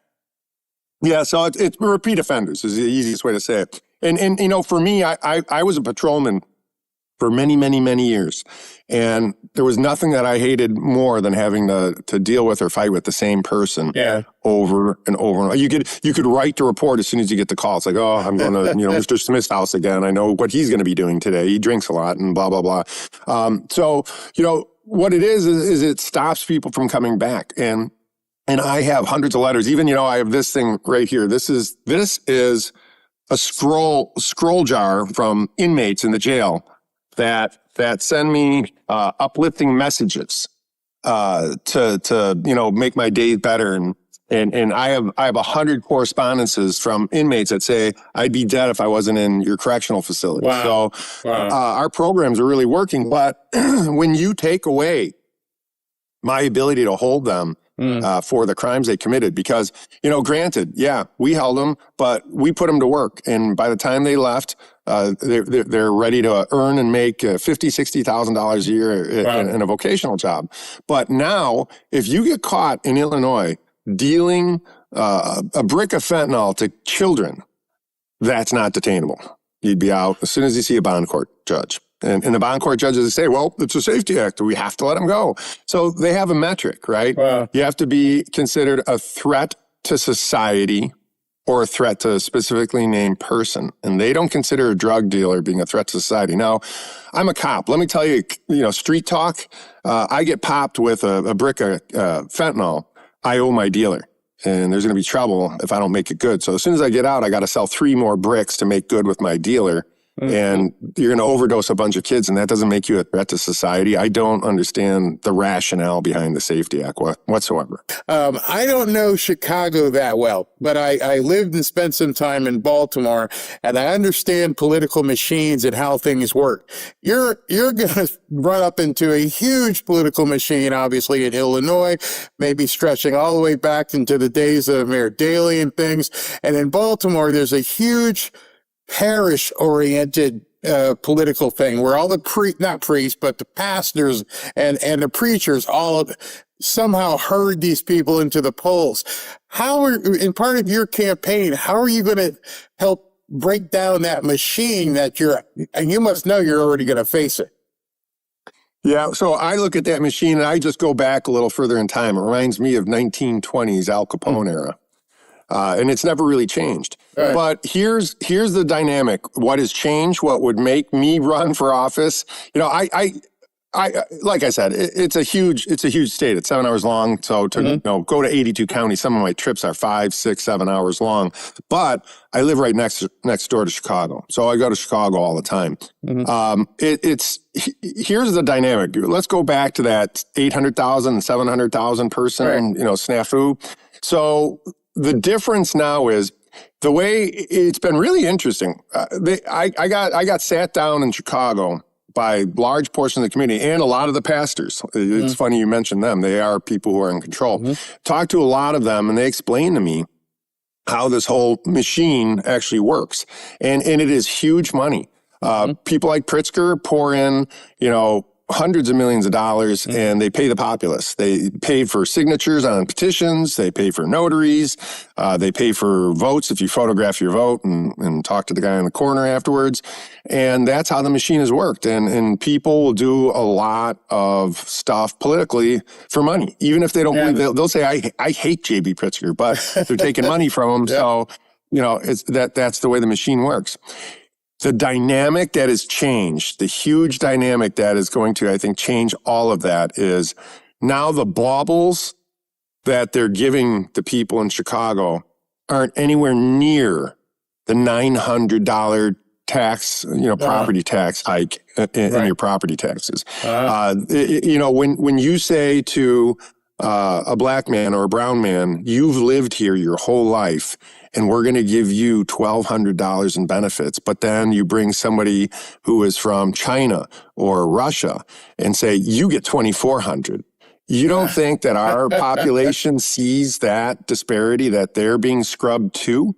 So I think that you can only abuse your population, and money, luring people away with money is only going to work if you're not hitting them on the other side and taking it all back away from them plus some. So that's the dynamic. Their machine is broken. That part of that machine helped me get signatures. I only needed 5,000 signatures to get on the ballot, and you can only turn in 10. I had 14,000 signatures with barely raising a finger because the machine that used to help J.B. Pritzker was working for me, and that's because they just simply want change. They know that my number one thing is a sanctuary state. That could be an executive order on day one. You get rid of it because we're actually also losing $2 billion a year in federal funds because, when federal law and state law conflict, federal law does prevail. Hate to tell you, that's just how things work. And by violating that federal law, we're being cut $2 billion in benefits. So when everyone realizes that this could be changed in one day, it's a bad policy, and I would say this is the really biggest significant step towards socialism, where you're taking out, you're pressuring out your population that would disagree with you, that would resist. And you're replacing them with a conformant society that is dependent on you for food and shelter. It doesn't take, a long look at Maslow's hierarchy of needs to see where this is going. But this is the first step towards socialism because they're doing this also with land. The reason they were doing the property taxes, they want to get you into probate. They want to, get you to miss a payment and go to probate. Eminent domain across this whole state. Any excuse they have. And, eminent domain is really scary. It's basically where the government can come in and say, I'm going to expand a road, or I need this land over here for government use, and it bites into some of your property, and we're going to take it. We're going to give you what they call a fair offer at first, And if you take that, you get paid what the property's worth, and the government takes that land. But if you fight them, they're going to win, and then you're going to get pennies on the dollar. And, you know, I have a neighbor not even far from here that owns a business. They're just doing a small road expansion, but now they have to eat into his property, and they're going to take a big section of his business away just through eminent domain. He's been fighting it for years, and he's lost it. And then it's crazy. And then down south, they have a solution for every pocket in Illinois. These are more the urban issues. Now, if you go down south to agriculture, they have a regressive estate tax. So they have two ways to steal from farmers. One, when you transfer your property to, like, say you pass it on to your son, your daughter, you know, you're done and you're going to retire. They take a chunk of the generational wealth. And then they have an estate tax where as soon as you reach $4 million of growth, then you have to pay these exorbitant taxes. And now, mind you, $4 million might sound like a lot of money, but for a farm, that means a farm and maybe 4 or 5 pieces of equipment. And you're going to hit $4 million. So, you know, the president, Donald Trump, and the feds decided to deal with this federally, and they made that a state tax for farms. They jacked it up to $14 million, which I would also be doing day one as governor. You know, hitting somebody when you're a $4 million farm would be like hitting a brand new restaurant when they just open their doors. Yeah. You know, they're fledgling business at that time, and you don't want to harm your small businesses. You want them to grow, succeed, and then they can pay taxes once they're stable. And I think $14 million for a farm is more reasonable. I got two last questions for you. This one specifically about your campaign. You mentioned day one. Day one, are you running against Pritzker, or is he term limited out, or is he still running again? You know, and that's another thing I do believe in. I wish there were term limits. There should be term limits, really. Honestly, I think 2 4-year terms on any position. 8 years, you know, let somebody else do it. But no, he has no term limits. It will be J.B. Pritzker. I just cannot wait to get on the debate floor with him. I would love to see it. So I would, whether it's Pritzker or anybody else, what's your day one strategy? Because I've talked to some of my friends who are deputy sheriffs and around in different counties here in Florida, and I've asked them, how do you stop this craziness that's going on with Chicago? And all of them have said to me, they're not from Chicago. It's like, it's not that hard. You just have to do it. What do you do? What do you do to fix the inner city of Chicago if you're governor of Illinois? Again, you nail it right on the head. You just have to empower your police. Yeah. You know, we're 30 minutes away from Chicago. And, you know, have you seen like the street takeovers where they'll take over a major intersection and do wheelies and all that kind of stuff? They watch that. Have you ever noticed that doesn't get disrupted? That drives me crazy seeing that. So when they started doing that in Chicago, obviously they started trying to do it in DuPage. And we only had one happen on a major roadway. And you know what that means to me? Here's how simple those are. There's a street takeover? Good. 2 squad cars down here, 2 squad cars above, 2 over here, 2 over here. And then we close in on them. We arrest everybody inside the pocket, and we take all of mom and dad's cars and impound them.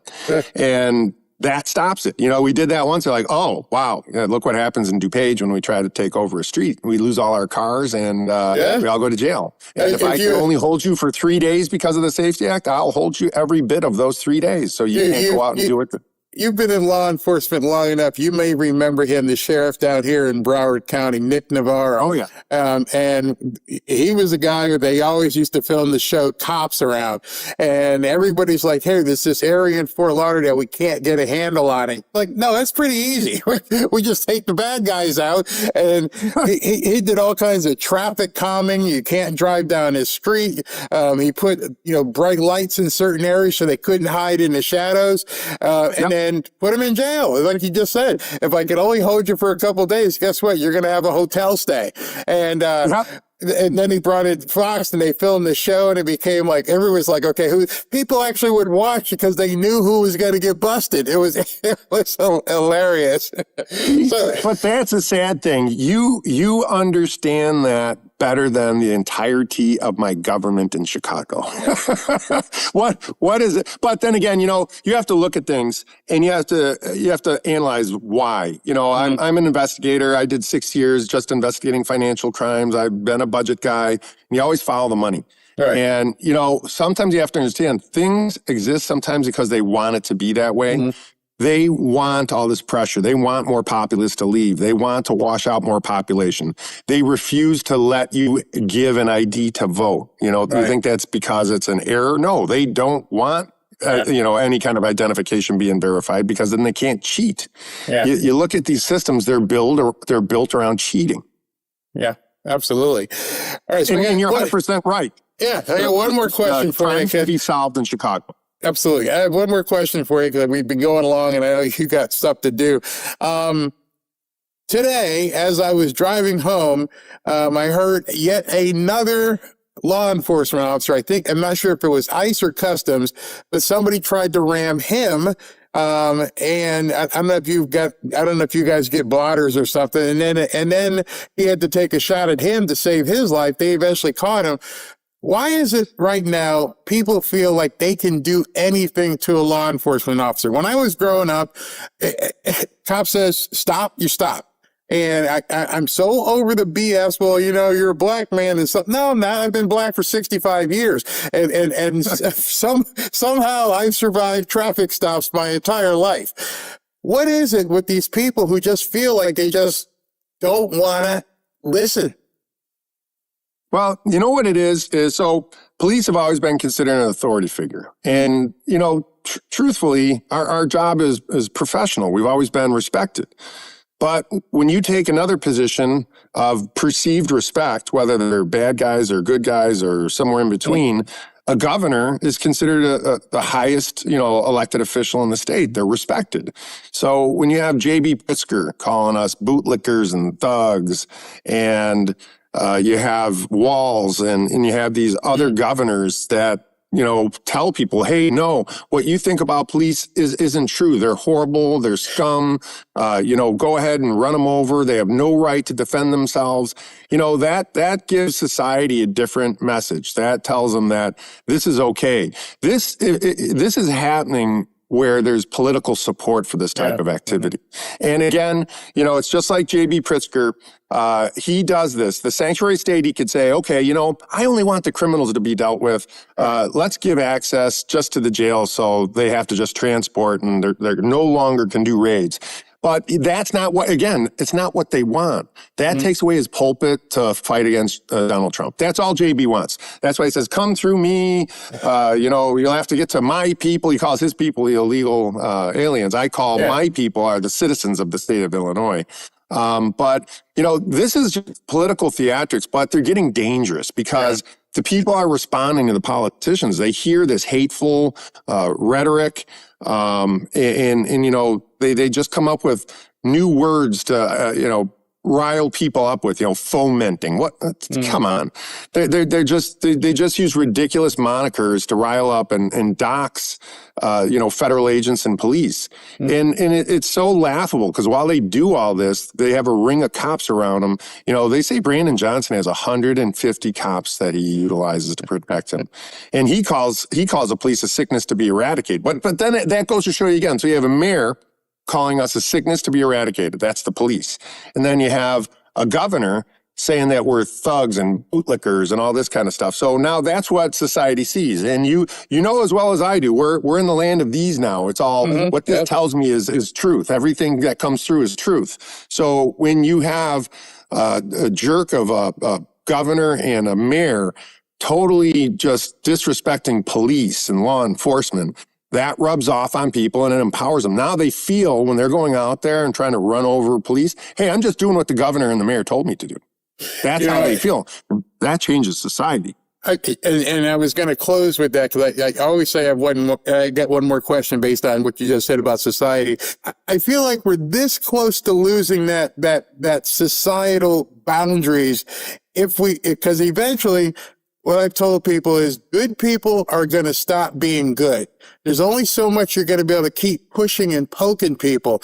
As a sheriff and as someone who's running for governor, how do you balance that? How do you balance the idiots that are causing problems from making sure that this whole thing doesn't erupt where good people start taking matters into their own hands? Because the good people have every right to society as these people do. So how do you balance that? You know, another great point, and I think it culminates to why I'm doing this. I think that in Chicago, particularly, but it's bleeding out in the whole entirety of our state right now, needs an emergency manager. The model of what is happening is so different because we've had a government, a governor, and a mayor that have transformed our way of thinking into anti-police, law enforcement. And I don't think the core people believe in that. I think his imported people do. I think you've definitely brought, and that's a shame. You bring over people that have never been in our country, don't know our customs and ways, and what do they learn? Hate the police, hate the police. That's the message you're delivering to new people who don't understand our customs or traditions, and that we typically, as a society, have always had respect for law enforcement. That needs to come back, but I think it can only come back with somebody that's law enforcement at the helm. I don't think we can stand another politician. You know, I always ask this question. How do you think we'd be doing right now with Kamala Harris as president? We wouldn't be. That's the answer. We wouldn't be. And that's the problem. You would have to retire because you probably couldn't do anything. Right. You scare me. It scares me to even think about where we'd be if that were the case. We'd be seeing Mandami times 50, and it's terrifying, absolutely terrifying. So that's what we would deal with the third term of J.B. Pritzker. It would be just like Kamala. For Illinois, it would be just like having Kamala Harris. So when is the election? Is it in November, or is it another year from now? When's the governorship? No, it's the primary. Early voting starts February 5th, and the election is March 17th. And then the general with me and J.B. Pritzker would be November 2nd. All right. Well, I hope there's enough people in the state of Illinois that see this and understand. Sheriff Mendrick, thank you for your time and good luck. And as you get closer, we'd like to have you back on. Let us know how things are going. That would be great. Thank you so much for having me on your show. It was an absolute pleasure. And to you and your officers or deputy sheriffs, God bless and keep you guys all safe out there. God bless. Thank you so much. All right, so that's Sheriff James Mendrick. He's got an uphill battle. I mean, a serious uphill battle having to go against that Democrat machine, that Democrat criminal, corrupt, bloated machine, literally bloated. And I mean, he's got the goods, 30 years in law enforcement, has been managing all kinds of money, huge staff. He could actually be someone that could, Illinois could benefit from. And I just find it odd because as he was talking, it was just running in my mind and I got the vision of what's going on. He just explained everything that's going on with this immigration. Good people who are leaving. Sorry, had enough, out of here. And so when those people leave, they're, like I said, they're just putting those people back in the bucket, and those people are now essentially the great replacement. Everything that they deny is 100% true. They brought all these millions of people in across the border because they knew that their policies were so unfavorable. Nobody wanted the crap that they were selling except for the people that they're buying with your money. And that's the only reason why elections are close in this country is because there's too many people who are voting Democrat just because they're getting the government cheese. Now you know why they hate Trump. A prosperous United States is the end of the Democrat Party. If people can be self-sufficient and not have to be part of this collectivism bull crap, we don't need the government. Stay out of our way. Just move. Go make sure we're protected, which I really feel is what President Trump is doing. Everybody on the left and some people on the right keep saying, oh, he's not paying attention to what's going on here in America. Because the idea in America is protect it, and then you guys go do what you need to do. See, even there's people on the right, even the black pillars and the rhinos don't understand that. As long as you have the ability, you're safe. You have the ideology, you have the opportunity, you have the inspiration. What do you need the government for? I mean, seriously, think about that right now. Think about yourself. If you wanted to do something and wanted to get into the Pelosi tracker, or autopilot, or you want to, use Grok or Chat GTP to start finding out different ways you can make more money. I've got an interview tonight that I'm going to show. Actually, Mike Rowe had posted something that really made me look, and it was at Davos. There was so much stuff at Davos nobody heard.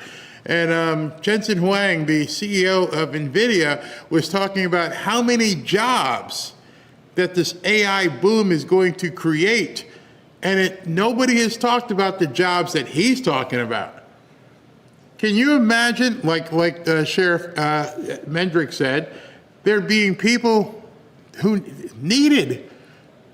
I don't think people understand how big of a boom we're sitting on because they're not trained, they're not capable, it's talked down.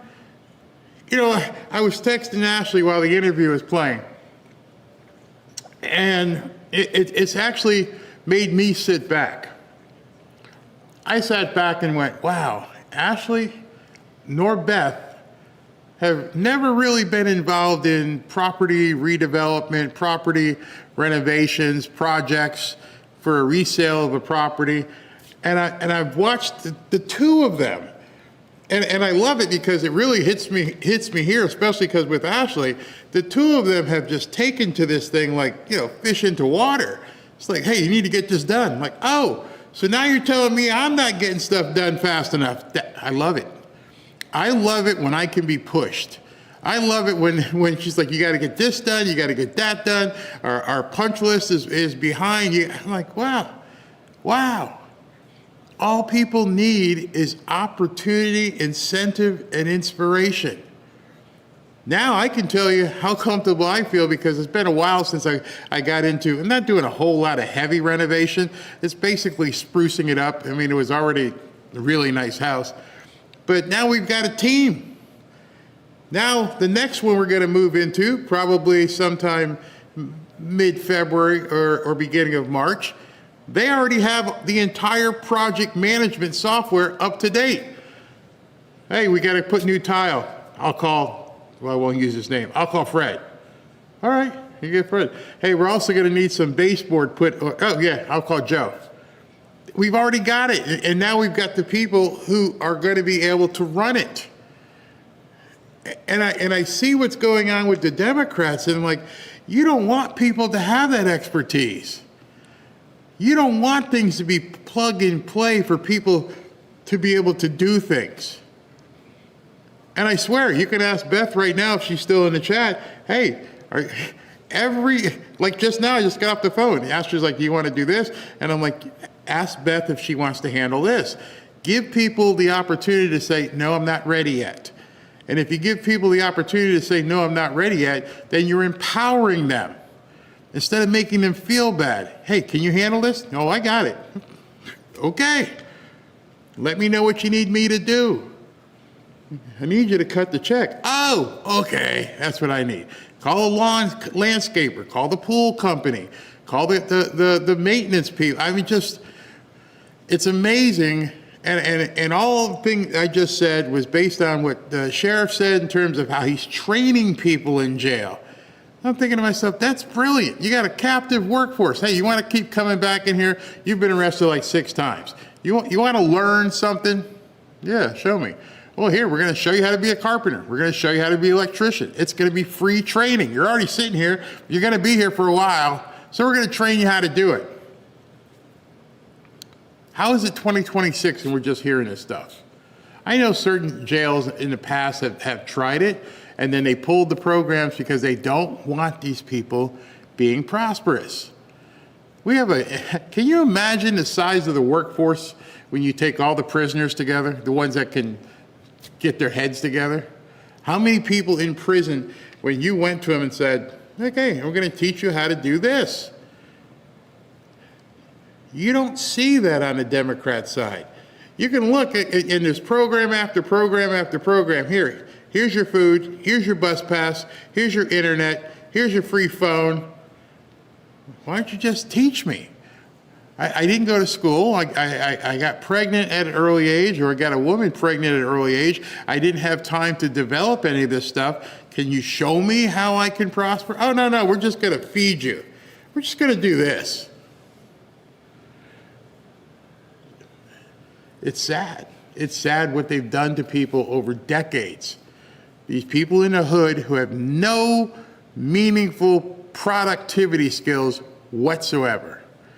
And it doesn't take a whole lot of effort.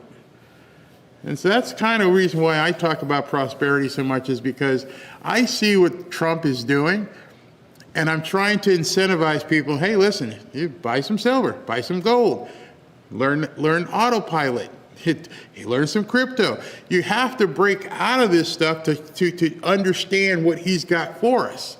And I've been trying to look at, okay, I see what he's doing down the road. He's making the world safe so people can't mess with us. And if they can't mess with us, then there's not a whole lot to do here. Let me lower the taxes. Okay, I'm doing that. What else do you want? If you are safe, if you aren't having to pay an arm and a leg in taxes, if you can get programs to buy a house or start a business with the SBA, what else do you want the government for? I have no idea. I have no idea. Listen to people even if they're in the chat, listen to what people are saying. This is too high. That's too high. Groceries are too high.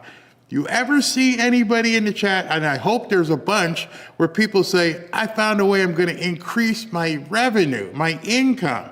And if I increase my income, then I'm not sitting around waiting for things to come down. Like I told you the other day, start putting your chart together. You got some lessons today. You're going to get a lesson tonight on what you can put on that chart. When Chris was talking today about the Pelosi tracker, all that information that came out is applicable. It's stuff you could actually deploy. I know there's a lot of people out there who are showing the doggone Jack Smith thing, and I'm thinking people are going to spend hours of their lives watching this Jack Smith trial. I think it was on for 7 hours. And when you turn it off, when it's over, it's not on right now. What do you have to show for it? See, me personally, I don't want to do anything unless it's helping me improve my life, or if I'm giving back. But let me show you what President Trump has been talking about, because it's been a while since I've covered some of the stuff he's been saying. He posted this back at 1:45, heading back to D.C., so it means he's probably in the air right now, obviously, because he put a whole lot of posts. It was a credible time in Davos. The Greenland structure is being worked on and will be amazing for the USA. And the Board of Peace that you saw is something that the world has never seen before. It's historic. Nothing on television. Very special. So many good things happening. President Trump. But as you hear the press, well, the little boy got arrested. Well, maybe Pop shouldn't have brought the little boy out there. It's insane how they twist things. This one, the Times Siena poll, which is always tremendously negative to me, especially just before the election of 2024, where I won in a landslide, will be added to my lawsuit against the failing New York Times. Our lawyers have demanded that they keep all records in how they computed these fake results. Not just the fact that it was heavily skewed towards Democrats, they will be held fully responsible for all of the radical left ties and wrongdoing. Wink, wink, wink. There's a few pollsters out there that might want to watch their ass. You know some of them. You know some of them and how they become complete black pillars and how everything sucks and Trump's going to lose the midterms. There's no way he can win. That's not being completely unbiased. If you're posting that stuff every single day and you expect people to take your poll seriously, why would we? We can see that you don't like Trump. When you post 100 times a day, literally some of these guys are posting 50 to 100 times a day, and 50 to 100 times a day, you're like, things suck, Trump sucks. Hey, I got a new poll. Take your poll, wipe your ass with it. I am so over these people and what they've been saying. And he was referring to the New York Times, and here's the post about the New York Times. Fake and fraudulent polling should be virtually a criminal offense. As an example, all of the anti-Trump media that covered me during the 2020 election showed polls that were knowingly wrong. They knew what they were doing. They were trying to influence the election, but I won in a landslide, including winning the popular vote. All 7 of the swing states. The Electoral College was I think he meant to say a rout, and 2,750 counties to 525. You can't do much better than that. And yet, if people examined the failing New York Times, ABC fake news, NBC fake news, CBS fake news, low-rating CNN, or the now defunct MSDNC, polls were all fraudulent. Then why do we even talk about polling anymore? Why? You think about this. What was that lady in Iowa? She said Trump was going to lose Iowa like by 13 points, and he won Iowa by 13 points, like a 26-point spread, and she just went, I'm done. She retired. Why do we need polls anymore? There is no way that any of these guys can actually verify anything. Like I said many times, I've never been polled. Robin's never been polled. Most of the people here have never been polled. Who the hell are you talking to? And it's an auto dialer? Oh yeah, hey, I'm calling from XYZ tweet poll, and push 1 if you're for Trump, push 2 if you hate Trump. How is that real? We got the poll. The poll was last November. That was the poll. Something has to be done about the fraudulent polling. Even the polls of Fox News and Wall Street Journal have been over the years terrible. There are great pollsters that call the election night, but the media does not want to use them in any way, shape, or form. Isn't it sad what has happened to American journalism? But I am going to do everything possible to keep the polling scam from moving forward. Watch yourself. Some of you online pollers that like to state he's suing them, and he's just dropping lawsuits left and right. Here's another one. Trump sues J.P. Morgan Chase and CEO Jamie Dimon for $5 billion over alleged political debanking. That's going to be very, very hard to defend. Did you kick me out the bank? Yeah. Pay me $5 billion. That's it. Why would you kick a billionaire out of your bank? How many banks would love to have a billionaire who makes those kind of deposits, and you're telling me you got to get out? Go ahead and just settle it. Give him like $400 million and see if he takes it. You're going to lose. You got nowhere to go. Then this one here, this is pretty big. Today, this was at 2:39, I am announcing the United States' intention to bid for the World Expo 2035. You remember World Fairs? I was a little kid when they had the World Fair in New York. I loved it. Now everybody goes to Epcot and they think that's the World Fair. When's the last time we've seen World Fairs? I can't tell you. But anyway, it says the great state of Florida has expressed strong interest in hosting the Expo in Miami, which I fully support. Miami Expo 2035 can be the next big milestone and our new golden age of America. I'm appointing Miami native secretary. He got a new job. Oh my God. Marco got another new job. He got another, oh my goodness. I am appointing Miami native Secretary of State Marco Rubio to chair the efforts of coordinating and advancing this exciting opportunity to convene the world. We will create thousands of jobs and add billions of dollars in growth to our economy. In my first term as president, I fought hard to bring the 2026 FIFA World Cup and 2028 LA Summer Olympics to the United States. I now have the honor of hosting as the 47th president. The G20 in Doral, G7. I look forward to winning and participating for the Miami Expo. I think we should all at this point be thanking, give a congratulations to Marco Rubio, who's probably the most employed person in the country. I don't even know how many jobs Marco has right now. Marco's like you've seen the meme. I'm sure it's out there. He's sitting there and he's probably got like a top hat like Barnum and Bailey for this one. Yeah, Marco's got a new job. And then Trump went completely fierce. He dropped this one, how it started, how it's going. This man ain't got one F to give. Oh my gosh, I can't even fathom that Marco got another job. Yeah, Marco. You say, what else we got here? Looking at some comments. All right, so let me get out of here because we've been here, it's going to be 4 hours by the time we're done with Super Chats. 4 hours. We're starting to get 4 hours all the time, which is crazy. I told Ashley I want to shrink them. Let's get down to like 90 minutes so people just don't start falling asleep or something. But you guys hang, so I thank you for that. Absolutely. All right. Pekovsky crap is at the mic. Finally, Barry speaking my language. Hey, thanks, Pekovsky. By the way, if you guys want a hat, you should be getting in touch with Ashley and making sure we've got your address and everything else, or SV. Fish beef. I too live stream in the bathroom. That ain't funny. Regina, thank you. The Real Crow, it's a beautiful day. George Floyd 2.0 protest behavior not going to fly this time. Regina, you're doing an awesome job. I apologize for the microphone. My guy is coming after the show. I couldn't do anything while we're live because I know what he was going to do. Okay, let's restart your computer and let's reinstall Windows. And then I'm like, dude, you see that we're on live, right?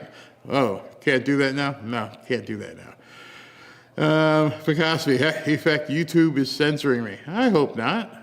Macon Blankenship, the murder rate is now lower than since 1900. That's insane. Absolutely insane. After President Ghostmouth, after President Trump term will be still part of the Board of Peace. Got to wonder what the CIA and oops, did I say that? I'm sorry. Got to wonder what the deep state's going to do and try to throw a wrench into that. Fazul, 47 compliments his one hand, a hammer in the other. Iran and Venezuela strike first, brilliant. Now sign. Mama Tracy, why did UK, France, and Canada not join? Wussies. I mean, Mark Carney talked a whole bunch of crap before and Macron is there. He just didn't want to play ball. And Stormer, I don't think Stormer even went.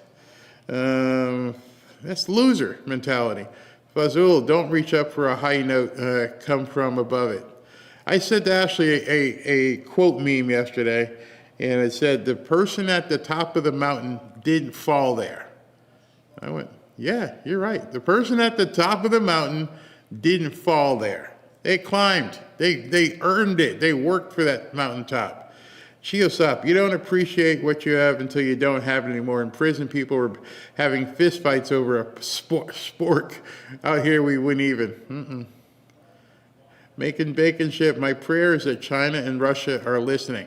Oh, speaking of Russia, I showed you the video of the Board of Peace, and then immediately, just landed about 20 minutes ago, Steve Witkoff and Jared Kushner are in Russia meeting with Putin. Who knows what's going to come out of that? Chiosep, Board of Peace would not be in Kamala's teleprompt. No, they can't. They can't take this. It's driving them crazy. Avakowski autopilot downloaded. Now, if you have any questions, hit Chris up. If you've never done any kind of trading, I understand it can be really scary. But the way he set this thing up with this pilot program, you can follow along and watch what other people are doing. But you still have to be comfortable, in case, and just in case, make sure it's only money that you can afford to do it with. Let's see here. Judy, thanks, Barry. Really appreciate what you do. God bless. God bless you as well. Chiosop, ICE arrested enough illegals in Minnesota for the Democrats to lose a congressional seat. The amount of fraud is incredible. And I just saw a picture. Hold on, listen to this. By the DOJ for involvement in Minnesota's anti-ICE church protest. You've seen that video. Note, though, one of the magistrates who declined warrants is the husband of an assistant attorney general in Minnesota Attorney General's Keith Ellison's office. Now, finally, there's this absurd claim amplified by Congresswoman Ilhan Omar. ICE just detained a 5-year-old child. Don't tell. Okay, so what he's talking about is they've arrested 3 of these people who were in the church. The magistrate who was supposed to sign the order for Don Lemon refused to sign the warrant. However, Kristi Noem had put out that, don't worry, we have other things that we're working on. So hopefully they find a way to put Don Lemon where he needs to be as well. I hope. All right, so let me continue here. R. Heath, thank you for hosting Sheriff Mendrick. R. Heath, I was just talking to you, talking about you to Ashley yesterday when I saw what Sheriff Mendrick was doing, and I saw a couple of your reposts. I'm like, he must know the ladies from Chicago Flips Red. Well, you know what? Get in touch with Ashley because I want to see Danny back on the show. Thank you. R. Heath, again, please go to Sheriff's website for information and to donate. Mendrick for Governor 2025. Thank you. Thank you very much. Chiosop, in prison, they used to teach us how to do certain things. And when we knew a trade, they would make us teach it to other inmates who didn't know. Pay it forward. Absolutely. Pay it forward. I used to hang around with people who were in for security frauds, and that's how I learned how to trade stock the correct way, of course. Wink, wink, wink. Yeah, exactly. I wish we could make a group where we can go into a certain community and teach the young people different trades or show them how we make money. That's a great idea. A great idea. I teach a lot of one-on-one business trade. Well, wait a minute. Your thing got too low there. But his last one says, he teaches a lot of one-on-one business trades, which is admirable, very admirable. What happened here? Process and a final order of removal. Every illegal alien who DHS serves administrative warrants have had full due process and a final order of removal from an immigration judge. Administrative warrants have been used for decades, and the Supreme Court and Congress have recognized the propriety of administrative warrants. So, you go to an immigration. So basically, they're having to tell idiots that what ICE is doing is absolutely legal. It's not wrong. It's what the law is. These people are absolute morons, and I think they do it on purpose. All right, everybody, thank you for hanging out. If you missed a part, tell people about Chris Josephs, tell people about Sheriff Mendrick, and definitely tell people about the Board of Peace. I'm probably going to clip all 3 of those. We shall see. And I'll hopefully, I'm not promising because it's already 5 o'clock. We'll see what we can do tonight.